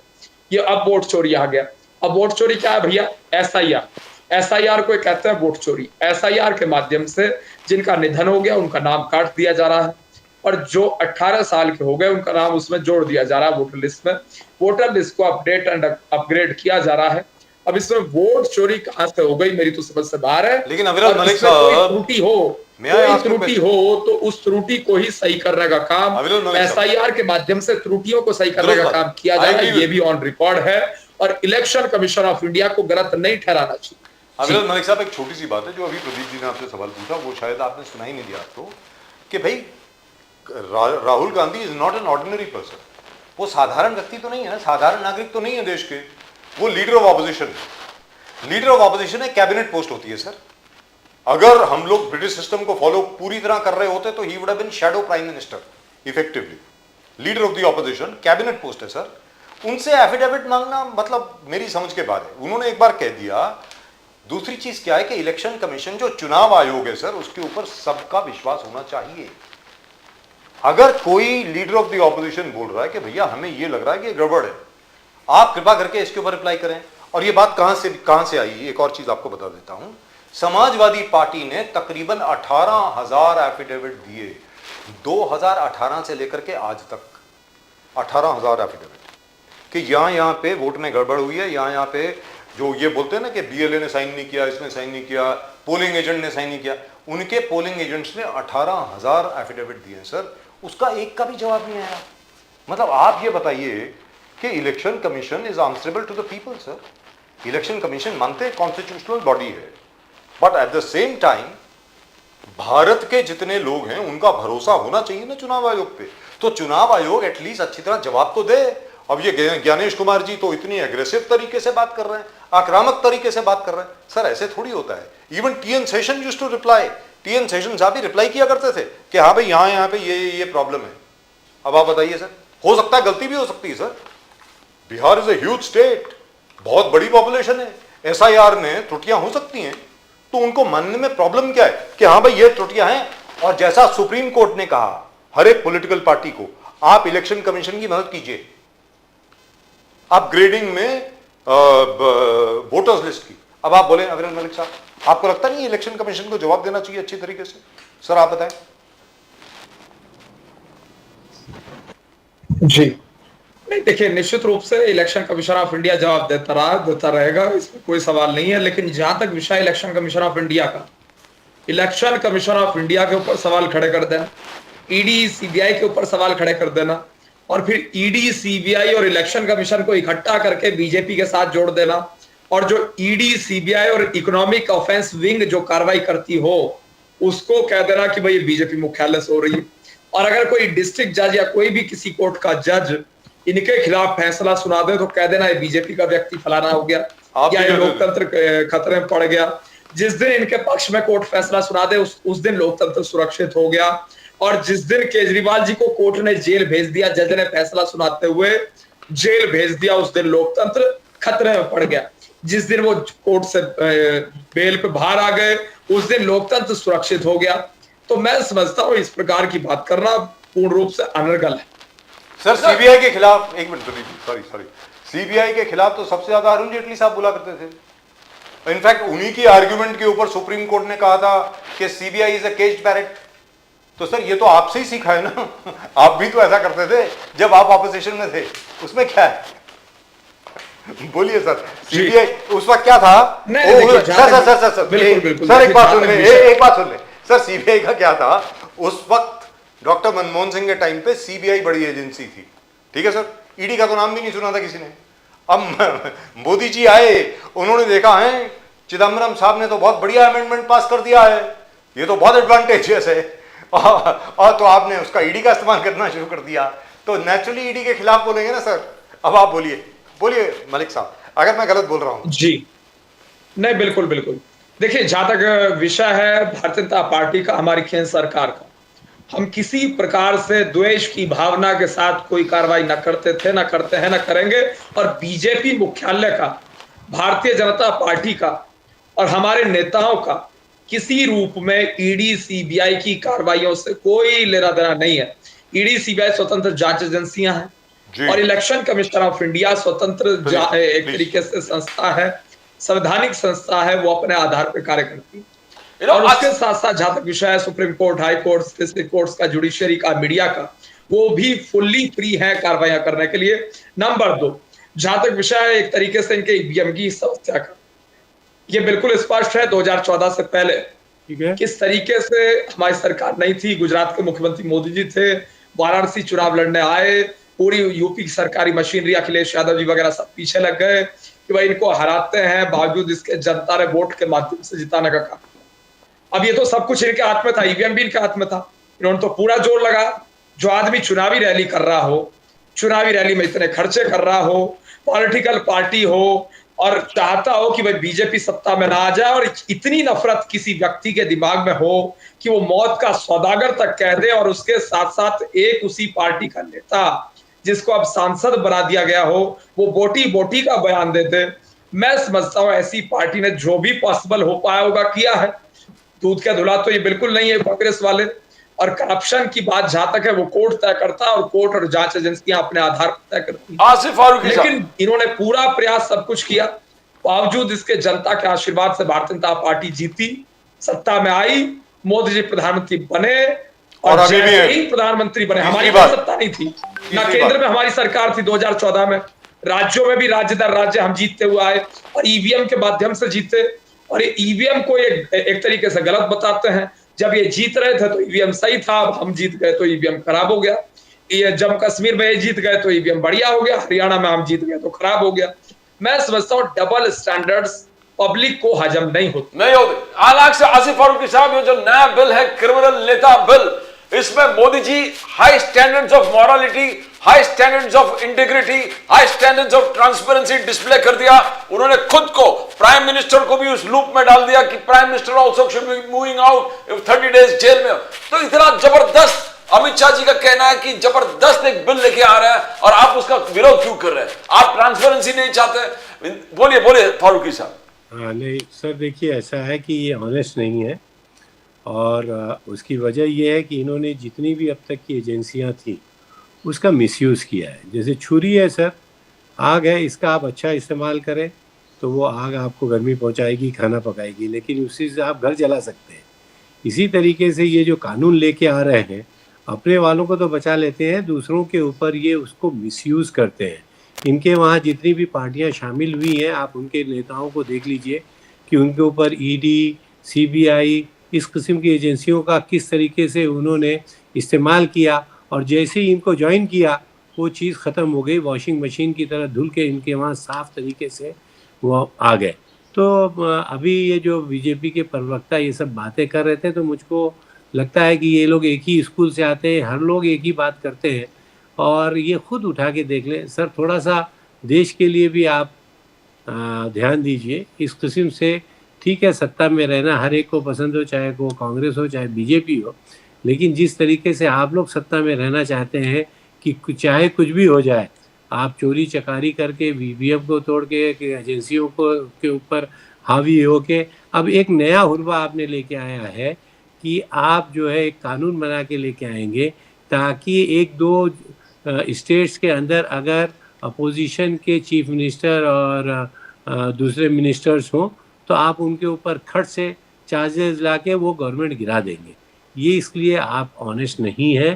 पहले आप ट्रस्ट हासिल कीजिए, न सिर्फ अवाम का बल्कि इस देश की दूसरी अपोजिशन पार्टियों का, और उनको अपने ट्रस्ट में लीजिए, तब ये इस किस्म के फारूकी साहब, हालात आपका कहना है क्या आगे जाके सिंगल पार्टी होगा, वन नेशन वन पार्टी? जो आपने कहा जो बीजेपी ज्वाइन कर लेता है उनको माफ कर देते हैं, कोई चार्जेस नहीं होता। सर ये मैं नहीं बोल रहा हूँ सर, इसके प्रूफ मौजूद है। अभी ये थोड़ी देर पहले बोल रहे थे कि भाई सिलेंडर घर घर पहुँचाया, 400 के सिलेंडर को इन्होंने 1400 का सिलेंडर कर दिया, महंगाई हो गई, लेकिन ये इन्होंने नहीं देखा। इन्होंने इल्ज़ाम दे दिया हमारे मोहतरम इतने अच्छे प्राइम मिनिस्टर गुजरे हैं मनमोहन सिंह जी, इतने बड़े इकोनॉमिस्ट थे, उन्होंने ख़राब हाल में पूरे वर्ल्ड ग्लोबल ख़राबी थी लेकिन हिंदुस्तान को इस तरीके से संभाला कि वर्ल्ड के हर बड़े इकोनॉमिस्ट और बड़े लीडर ने उनकी तारीफ़ की। उन्होंने कहा वो अकाउंट नहीं खुलवा सके, सर उनका काम अकाउंट खुलवाना नहीं था, उन्होंने किस तरीके से देश की बुरी हालत में संभाला। इन्होंने अकाउंट खुलवाया, क्या बोल के खुलवाया, 15 लाख अकाउंट में आ जाएंगे, मेरे अकाउंट में तो नहीं आए सर, आपके आए होंगे। सर टेक्नोलॉजी नहीं थी सर, एक चीज कहना आप भूल गए, परेशान है सर, एक चीज कहना आप भूल गए। अरे सर फारूकी साहब, आपको असली बात क्यों नहीं बोलते हो? मैं आपसे मेरी आपसे शिकायत है सर, कांग्रेसियों से मेरी ये शिकायत है सर। डॉक्टर मनमोहन सिंह के वक्त मैं आपके सामने बात रखा, फिर मलिक साहब आप भी जरा सुनिए प्लीज, क्योंकि आप देशभक्त हैं, मैं मानता हूं आप देश सर्वोपरि है सर, हम देश नहीं है तो हम सब नहीं है, सीधी बात है सर। डॉक्टर मनमोहन सिंह के वक्त Spain, Greece, France, in fact including the United States of America, England, sir all economies had collapse हो गई थी, सारी इकोनॉमी, सबकी हालत खराब हो गई थी। USA went through the biggest financial crisis since 1929, since the Great Depression. Sir उस वक्त डॉक्टर मनमोहन सिंह ने भारत को एक island of prosperity, peace and stability रखा, सीधी बात है। और जहां तक के अकाउंट ना खुलवाने का सवाल है सर, सीधी बात है, उस वक्त टेक्नोलॉजी नहीं थी उस वक्त इतना फाइबर नहीं फैला हुआ था पूरे हिंदुस्तान में, उस वक्त हमारी सैटेलाइट स्ट्रेंथ इतनी नहीं सर, ज्यादा हमको नहीं झूठ थी। बोल के 15 लाख रुपए डलवाने थे, नहीं सर, ऐसा बोलना भी कुछ- वो एक्चुअली मोदी जी ने कभी कहा नहीं, लेकिन बीजेपी ने डिनाई भी नहीं किया बाद में। लेट्स बी वेरी क्लियर, अगर वो मोदी जी की आप वो स्पीच सुने, यहां पे सर हम सच बोलते हैं, मोदी जी ने अपनी स्पीच में कहा था अगर स्विस बैंकों में जितना काला धन है अगर वो वापस आ जाए तो हर एक के बैंक में 15 लाख रुपए आ सकते हैं। ठीक है साहब? ये तो उन्होंने लाने की भी वादा किया था। नहीं, लाने का वादा नहीं किया, उन्होंने लाने का वादा किया था, हर एक को 15 लाख देने का वादा नहीं किया था। वो वादा जो है बाद में बीजेपी वालों ने कर दिया। देखा, प्रधानमंत्री जी ने बोला 15 लाख आने वाले हैं। Why not sir? आप लोग उसको काउंटर नहीं कर पाए। Let's be very clear, but as far as doctor Manmohan Singh is concern, Dr. Manmohan Singh was a very good economist. Within his limits, he was able to do a lot for the country. लेकिन जहां पर doctor Manmohan Singh की गलतियां हैं, वहां पे गलतियां हैं सर। सीधी सादी बात है। डिफेंस को लेकर के उन्होंने AK एंटनी साहब को डिफेंस मिनिस्टर बना दिया। 3 साल के लिए सर एक भी फाइल उन्होंने देखी भी नहीं, सारी लॉक करके रख दी अंदर। Sir, our defense forces did not get any equipment at all. कोई equipment नहीं मिला सर। लेकिन here I would like to interrupt and I would like to tell you one thing. This is breaking news which is coming just now. Very good news in fact. All of you will be very happy. Sir, Japan के साथ $68 billion की एक trade deal sign हुई है। Congratulations, sir. Sir, We are very Japan happy. Will invest and this is a real deal. ये वो MOU वाली deal नहीं है, असली डील है।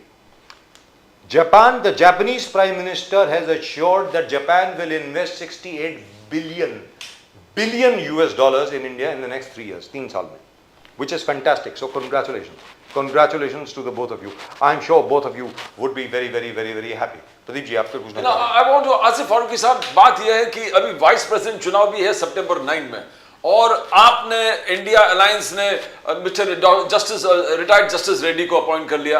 अमित शाह जी ने आरोप कर दिया कि आदिवासियों का जो शील्ड था, सलवा जुड़म, वो रेड्डी साहब ने निकाल दिया। वो जो कवच था, उनको, उस कवच को आदिवासियों को प्रोटेक्शन के लिए जो बना था उसको, तो किस प्रकार से, क्या नक्सल, अर्बन नक्सल, जब बाद में जो मोदी साहब आरोप आप पे लगा रहे, अर्बन नक्सल्स को प्रमोट करते हो, नक्सलवादी विचार को प्रमोट करते हो, वामपंथी विचार को प्रमोट करते हो, तो क्या ये सही है? सर, ये मोदी जी और अमित शाह जी या पूरी बीजेपी, इनका काम है सर डिवाइड एंड रूल। कुछ भी लाइए, वो उसके अंदर कहीं रिलीजन को लेके आ जाते हैं, कहीं काले को लेके आ जाते हैं, कहीं गोरे को, अब वो नक्सल को लेके आ गए, देशवासी को लेके आ गए। सर, ये बेकार की बातें हैं। आपको हमको कॉन्ग्रेचुलेट करना चाहिए कि इस हालात के बीच में भी UPA ने अपना एक अच्छा कैंडिडेट दिया है सर, और हम अच्छी फाइट करने जा रहे हैं। हम ये तो नहीं बोल रहे हैं कि हम बहुत जीत के आ जाएंगे, लेकिन आज की तारीख में हमारा कैंडिडेट जो है बहुत ही अच्छी फाइट दे रहा है, और जिससे इनकी रात की नींदें खराब हो गई है सर। डॉक्टर मलिक, आपका final word on this. Urban Naxal, naxalite विचार, लेफ्ट विचारधारा, डॉक्टर जस्टिस सुदर्शन रेड्डी, किस प्रकार से अमित शाह जी ने जो हमला बोला है, उसके बाद 56 रिटायर्ड जजेस ने सपोर्ट भी किया। भले 18 जजेस कांग्रेस की तरफ से HM को चिट्ठी लिखा था, मगर अमित शाह जी और उसके स्टेटमेंट के फेवर में 56 रिटायर्ड जजेस ने फेवर में कि ये सही बोल रहे। How do you see that doctor Malik? Doctor Malik ji, मेरी आवाज आ रही है? हाँ, वी कैन हियर यू।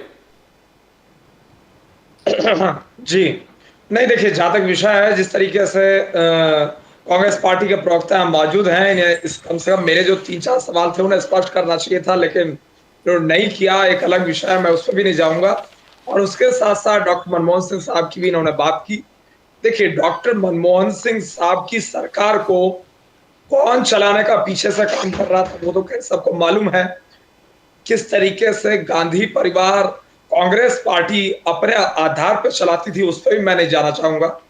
लेकिन हाँ, ये जरूर है, इन्होंने एक चीज कही कि हमारी सरकार का काम या डॉक्टर मनमोहन सिंह साहब का काम ये नहीं था कि किसी प्रकार से बैंक खाते खुलवाए जाए। सर, बैंक खाते खुलवाए, मैं सोचता हूं जब तक बैंकों में जनता खाते नहीं खुलेंगे, आखिर किस प्रकार से जनता का हित होगा, कम से कम इस विषय पर इन्हें स्पष्टीकरण देना चाहिए। और उसके साथ साथ जिस तरीके से विषय पर्टिकुलरली वैश्विक पटल का, तो जिस तरीके से विश्व गुरु भारत के रूप में भारत आज विकसित हुआ है, उभरा है, किसी भी सेक्टर की बात कर ली जाए, डिफेंस सेक्टर हो, डिफेंस डील्स की बात हो, विदेश मामलों की बात हो, या फिर हमारी विदेश नीति या रक्षा नीति की बात हो, या किसी भी प्रकार से निवेश की बात हो, मैं समझता हूं विश्व गुरु भारत के रूप में भारत विकसित हुआ, उभरा है, और वो सबको मैं समझता हूं कि स्पष्ट नजर आ रहा।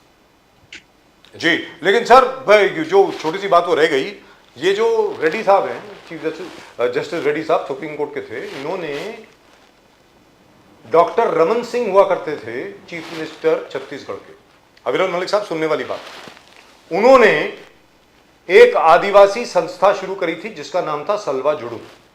सलवा जुडुम का यह काम था कि आदिवासियों में से ही जिस प्रकार नक्सलवादी और माओवादी रिक्रूटमेंट किया करते थे और अटैक किया करते थे आदिवासी गांवों को, उनके खिलाफ लड़ना और हवा बोलना, और तकरीबन नक्सलवाद खत्म हो गया था छत्तीसगढ़ से। तो ये जो लेफ्ट लीनिंग लोग हैं, बड़े अच्छे हमारे बड़े अच्छे मित्र हैं बहुत लोग, ये गए कोर्ट में गए, उसके बाद सुप्रीम कोर्ट में गए, तो जस्टिस रेड्डी साहब जो हैं उन्होंने कह दिया कि सलवा जुडुम जो है वो इल्लीगल है। आज बड़ी मुश्किल से नक्सलवाद के ऊपर दोबारा काबू पाया गया है।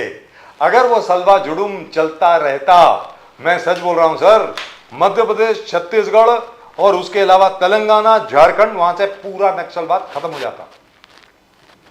इसको लेकर के अमित शाह जी ने कहा है कि ये लोग तो अर्बन नक्सल हैं साहब। इसके ऊपर कुछ कमेंट करना चाहेंगे आप, कि शुरू से इनका यही रहा है कि नक्सलियों को सपोर्ट करना, माओवादियों को सपोर्ट करना, वगैरह वगैरह वगैरह, जो लेफ्ट लीनिंग लोग हैं ज्यादातर। आप बोलेंगे इसके बारे में कुछ क्या? जी नहीं, देखिए, जहां तक विषय आदरणीय अमित शाह जी का, आदरणीय अमित शाह जी के बयान का बिल्कुल सही है, इसमें कोई दो राय नहीं है। और जिस तरीके से नक्सलवाद एक तरीके से समाप्त होने की प्रक्रिया में था और उसके बाद इस प्रकार का फैसला होना, मैं समझता हूं दुखद रहा, निंदनीय। और उसके साथ साथ जहां तक विषय है एक तरीके से न्यायालयों का, तो देखिए भारतीय जनता पार्टी सम्मान करती रही, इसमें कोई बात नहीं है। और साथ साथ जहां तक विषय सरकार का, पर्टिकुलर सरकार कांग्रेस पार्टी की सरकार थी, और कांग्रेस की सरकार के दौरान किस प्रकार की घटनाएं घटित होती रही और किसी प्रकार का एक्शन नहीं लिया गया, वो भी सबने देखा, उस पर भी चर्चा होनी चाहिए। जी, दुरुस्त बात। Right, thank you gentleman, thank you very much, and congratulations to both of you for the fact that India and Japan have signed a wonderful deal, $65 billion investment, and this is real investment. And Mr. Modi is going to China tomorrow. And more surprises from China. Farooqui साहब, आप जो कहते थे कि नहीं होगा, शायद हो भी जाए. You might have a surprise. Sir, Mr. Xi Jinping, sir ये सुनने वाली बात है, चेयरमैन Xi Jinping ने एक कॉन्फिडेंशियल लेटर लिखी है मोदी जी को, बाय द वे, ये भी आपको बता दूं, इसलिए Modi ji Shanghai cooperation council की मीटिंग में जा रहे हैं। सर हम लोग बीच में पिसने वाले हैं? नहीं सर, अमेरिका और चाइना के बीच में हम लोग को इन सब चीजों से समझना चाहिए। सर, ठीक है, अभी सर हम लोग तो बहुत पहले से बोल रहे हैं सर, हम लोग, and I was very unpopular in the BJP just because of that. Bharatiya Janata party के अपने ही लोग जो थे वो हमको बहुत क्रिटिसाइज किया करते थे जब हम बोला करते थे, मैं बोला करता था, प्रदीप जी बोला करते थे कि रशिया, इंडिया, चाइना ये कॉमन मार्केट होनी चाहिए, सबसे बड़ी कॉमन मार्केट होगी ये पूरे के पूरे विश्व की, सीधी बात है। और आज की तारीख में जो ब्रिक्स मार्केट है ना, we control 54% of the entire market of the world. आज ब्रिक्स की अपनी नई करेंसी हो जाए ना sir, the dollar will be finished, America will be reduced to a minor power, minor economic power. और that's what will happen. Dr. Malik, if the Chinese president खुद अगर रिसीव करने आता है तो we are seeing a new world order, China, India, Russia. That'll be fantastic. I hope it happens. Dr. Malik, Azhar Farooqi Saab, thank you very much for joining us. Thank you. Pleasure, Thank sir. you very much. All the very best to both of you. Thank you very much. नमस्कार। नमस्कार। और चलते चलते प्रदीप जी एक बार वो भी बात कर रहे हैं हमारे जरंगे पाटिल साहब की। Can we have that footage on please? जरा वो फुटेज भी दिखा दीजिए। आज जरंगे पाटिल साहब कहाँ वो आजाद मैदान में हैं और वो कह रहे हैं कि वो क्या है, वो कुपोषण करेंगे जब तक कि उनको वो क्या है, वो रिजर्वेशन का सर्टिफिकेट नहीं मिलता, क्या नहीं मिलता। Can we have that footage on please? आज जो मराठा रिजर्वेशन की जो फुटेज है वो जरा दिखा दीजिए प्लीज। पूरे साउथ बॉम्बे को सर, पूरे साउथ मुंबई को आज बंद करके रखा हुआ है कि क्या हो रहा है सर, ये बताइए। पूरे eastern express highway totally jam, और आपके जो न्यू फ्रीवे है वो totally jam. Yes, I mean coastal road is jam. Yes. तो the problem is here. Now, if you don't control this, the small spark could lead to a huge kind of catastrophic incident. And, Yes. we have seen incidents like this, dissolve governments. I mean, Yes. governments are lost because of this Yes. kind of, छोटा चिंगारी जो है वो बढ़कर एक बड़ा revolution बन जाता है. अब ये मराठा रेवोल्यूशन शुरू हो गया कि आंदोलन, हमको अपना हक चाहिए. अब कल ओबीसी का आंदोलन शुरू होगा, फिर अलग अलग समाज के आंदोलन शुरू होंगे. तो what are you talking about? Maratha समाज जैसे we constitute around more than 50% of the population. OBC they are more than 50%. तो जो जाति जनगणना तो हुआ नहीं, तो टोटल एग्जैक्ट कैलकुलेशन उनको मालूम नहीं है. But if everybody is on the streets, now look at that, जिस प्रकार से वो है, it's impossible. I think South Mumbai Sir, में आज आज तक कुछ अभी- काम, and especially what dangerous kind of situation है, this could spark to a law and order problem also, because what we witnessed in New York and all these places where shopping malls को लूटा गया था, if it is uncontrolled, and some stray elements within the organization, within these protests, जो stray elements इसमें है, जो जानबूझ के crime करना चाहते हैं. Yes. If it begins, we are looking to a major problem, law and order problem where Mumbai is concerned. Sir, सबसे बड़ी बात क्या है कि आप इतनी भीड़ देखें, इतनी भीड़ को आपको कैसे मालूम कौन कौन है भीड़ में? You don't know who are the elements. अब तक जो मराठा प्रोटेस्ट हुई हैं, मराठा आंदोलन जितने भी हुए हैं, वो बहुत डिसिप्लिन रहे हैं. कोई ज़्यादा खराब इंसिडेंट वहाँ पर नहीं हुआ, एक या दो जगह को छोड़ करके पिछली बार. लेकिन इस बार ये कुछ ज़्यादा ही हो गया सर. क्या है कि कोर्ट्स बंद करने पड़े आज, उसके अलावा फ्लोरा फाउंटेन के आसपास जो जितनी भी दुकानें थी वो सब बंद कर दी गई. Can we have that Flora Fountain footage also please, if you don't mind? आप वही फुटेज बार बार दिखा रहे हैं, कुछ और भी दिखा दीजिए अगर आपके पास है तो, और अगर आपने निकाली है तो, और नहीं निकाली है तो क्या करेंगे फिर आपके लिए. ये देखिए, you could have shown this earlier also without my saying. अपने आप भी दिखा सकते थे ना आप लोग. ये देखिए sir, my point is sir, if they are restricted to Azad Maidan it is fine, but they will not be restricted to Azad Maidan. Like for example today, आज वो म्यूजियम में चले गए, छत्रपति शिवाजी वस्तु संग्रहालय जो है उसके अंदर चले गए सब लोग. फिर बाद में पुलिस को आना पड़ा, पुलिस को बाहर निकालना पड़ा उनको. और आसपास जितने भी कोर्ट्स वगैरह, दैट्स वो फ्लोरा फाउंटेन का जो area, that's a very sensitive area. और उसके अलावा मंत्रालय भी वही हैं, बाकी सब चीज़ें भी वही हैं. तो आप कंट्रोल कैसे करेंगे लोगों को? मुझे तो ये समझ में नहीं आता. और जहाँ तक जरंगे पाटिल साहब का सवाल है, जरंगे पाटिल साहब तो कह रहे हैं मैं तो अब निकलने वाला नहीं हूँ यहाँ से. जब तक के आप मराठा आरक्षण की मंजूरी नहीं देंगे, मतलब ऑर्डर नहीं निकालेंगे, क्योंकि अभी तक तो क्या हुआ है प्रदीप जी, असेंबली में रेजोल्यूशन पास हुआ है, लेकिन जो मराठा आरक्षण का जो जीआर है या हुक्म है वो अभी तक नहीं आया है. तो उसको लेकर के And that is all towards the central government कि वो पास करेंगे 50+, जो राहुल गांधी जी अब कह रहे हैं कि 50% के ऊपर मैं प्रॉमिस करता हूँ रिजर्वेशन होगा. तो probably there is a lot of procedure where probably move the center has to pass a resolution and has to be approved in both houses, and then उसको फिर कानून बनाना पड़ेगा. Now if you have to increase the limit of more than 50%, that means it will have to be passed by parliament, number Yes. one, and it will have to be endorsed by the Supreme Court. exactly, supreme court को उसको endorse करना endorse पड़ेगा. करना पड़ेगा. तो How will there they is a do it? procedure, there is a procedure involved there, and the main चीज है कि सर ये एजिटेशन एक छोटा सा मोर्चा चलता है. We know how the cost, इतना बड़ा एक आंदोलन चल रहा है एंड कंटिन्यूड सिंस 2 साल चल रहा है. और लाखों लोग sir, and to say that the government doesn't know from where the funding is coming. क्या ये लोग अपने आप आए हैं क्या? ये बोलने के लिए ठीक है, बट इनका खाना पीना, रहन सहन, वॉशरूम, बाथरूम, इट्स ये पूरे एक ऑर्गेनाइज तरीके से 2-2.5 साल तक चल रहा है. एनी नॉर्मल पर्सन, बिकॉज अगर सरकार के बस में होता तो ये फाइनेंस कौन कर रहा है, ये किस प्रकार से ये सब आ रहा है, 2 मिनट का काम है उनको फाइंड आउट करने के लिए कि what is the source of funding of this. Pradeep ji मैं आपको एक छोटी सी बात बताता हूँ. अगर ये कोई और होता, जरंगे पाटिल साहब जो है, मुझे तो ऐसा लगता है कि इसमें सरकार का भी कुछ हस्तक्षेप है, 100%. कोई समर्थन है. Yes. वरना कोई और अगर होता, मान लीजिए ये कांग्रेसी कोई होता, तो अभी तक जेल में होता. सब जेल में होता है. सीधी सादी बात है. तो मतलब यहाँ पर मुझे तो ऐसा लगता है कि जो अभी अलायंस गवर्नमेंट चल रही है उसके बीच में कुछ दरारें हैं, शायद उसको एक्सप्लॉइट करते हुए शायद लोग जो हैं ये सब कर रहे हैं. मुझको ऐसा लग रहा है. वो I hope I am wrong, I don't know. In politics, you don't know what's happening who, because Jarange Patil शुरुआत से एक ही टारगेट है, देवेंद्र फडणवीस जी को गाली गलौज देना, बुरा भला कहना. आप देखोगे कि इतना कंटिन्यूस 2-2.5 साल से यही चल रहा है. एक ही टारगेट है Devendra Fadnavis. But Fadnavis Saab has said no OBC reservations. He said, I cannot give to the OBC quota. उन्होंने कहा कि OBC quota तो हो ही नहीं सकता. So maximum that can happen is special economically backward or EBC. social and economically backward classes. उसमें आ सकता है. SEBC में. SEBC और EWC. Yeah. That is economically weaker sections. Weaker section. And socially and economically backward class. Backward, yes. उसमें आ सकता है. But Jarange Patil says we need it from the OBC. Now I don't understand this. Why does he want to be an OBC? अब उसके ऊपर अगर आप देखें तो क्या नाम है सर उनका, वो जो हमारे जो भीमा कोरेगांव में भी थे, क्या नाम था उनका, हमारे आरएसएस के जो लीडर हैं, घोष, क्या नाम है सर उनका, वो मूंछों वाले इतनी बड़ी बड़ी मूंछें. अच्छा, एक बोटे. हाँ, एक बोटे. वो कहते हैं कि मराठा को आरक्षण की जरूरत ही नहीं है. वो तो ये कहते हैं एक नाथ एक बोटे, ऐसे कुछ नाम. हाँ, एक बोटे. यस. वो कहते हैं मराठा को, कहते वो भाई हिज कोट इज के किसी शेर को शिकार करने के लिए ट्यूशन नहीं लेनी पड़ती. इसी तरह मराठा शेर होता है, बाघ होता है. तो मराठा को आरक्षण की बात करना बड़ी बेइज्जती करने की बात है मराठा की, ऐसा एक बोटे साहब ने कहा. तो मेरा ये कहना है कि what is going on here.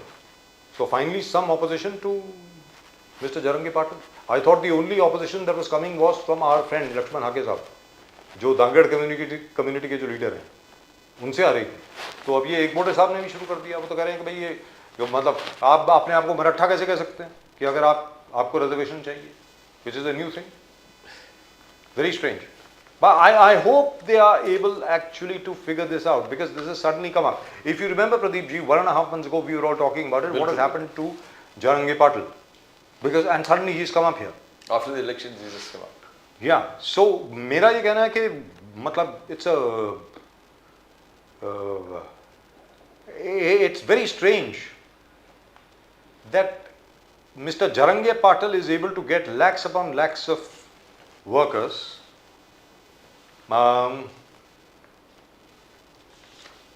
who are with him, very loyal to him,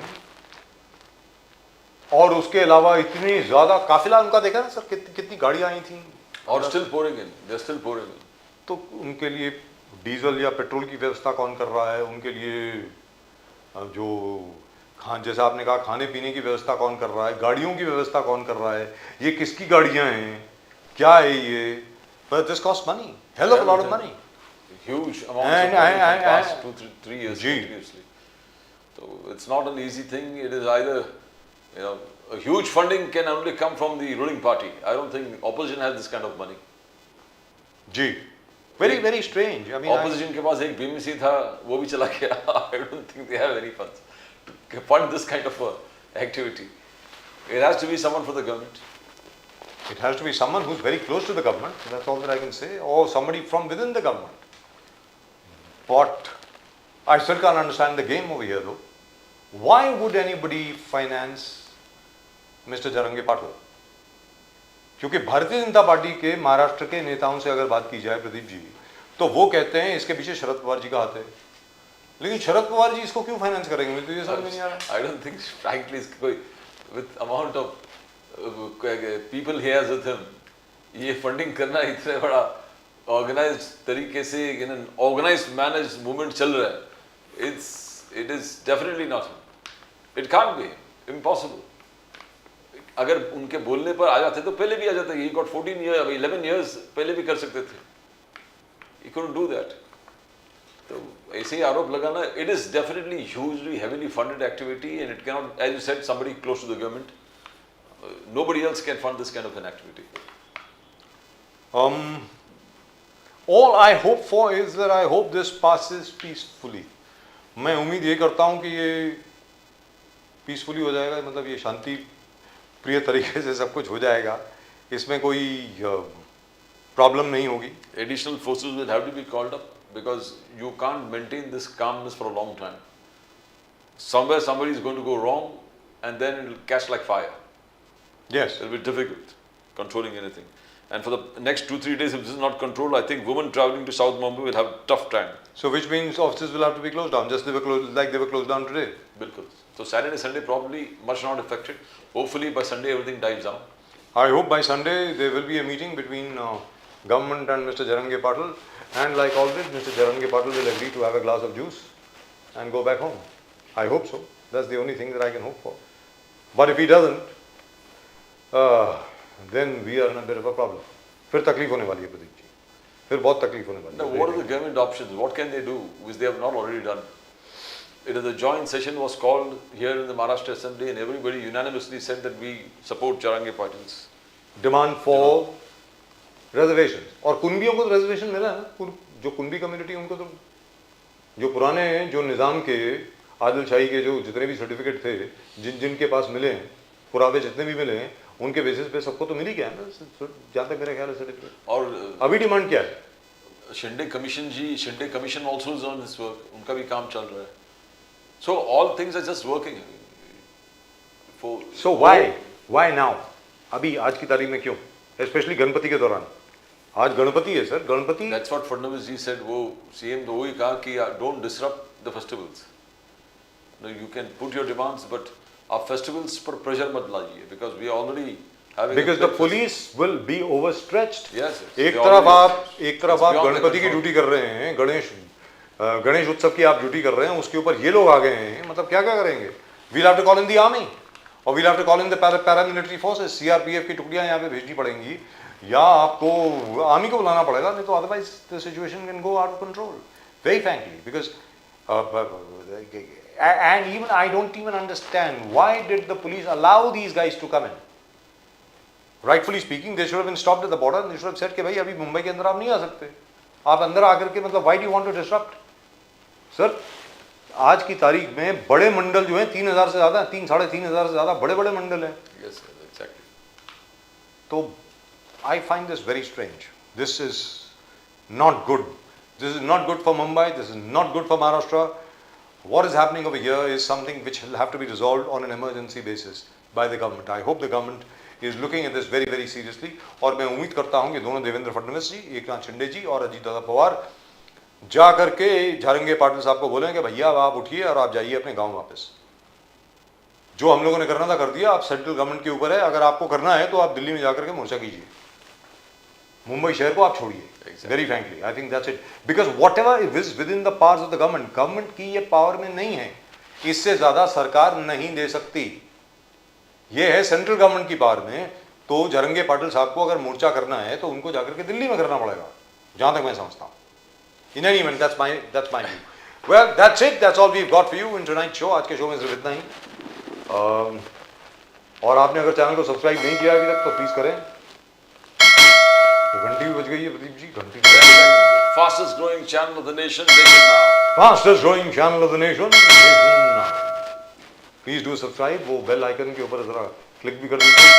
If you want updates very quickly. We'll of course be back tomorrow, and tomorrow we'll have a very, very special guest with us. I believe Suresh Vatkar is going to be there. Bilkul, exactly.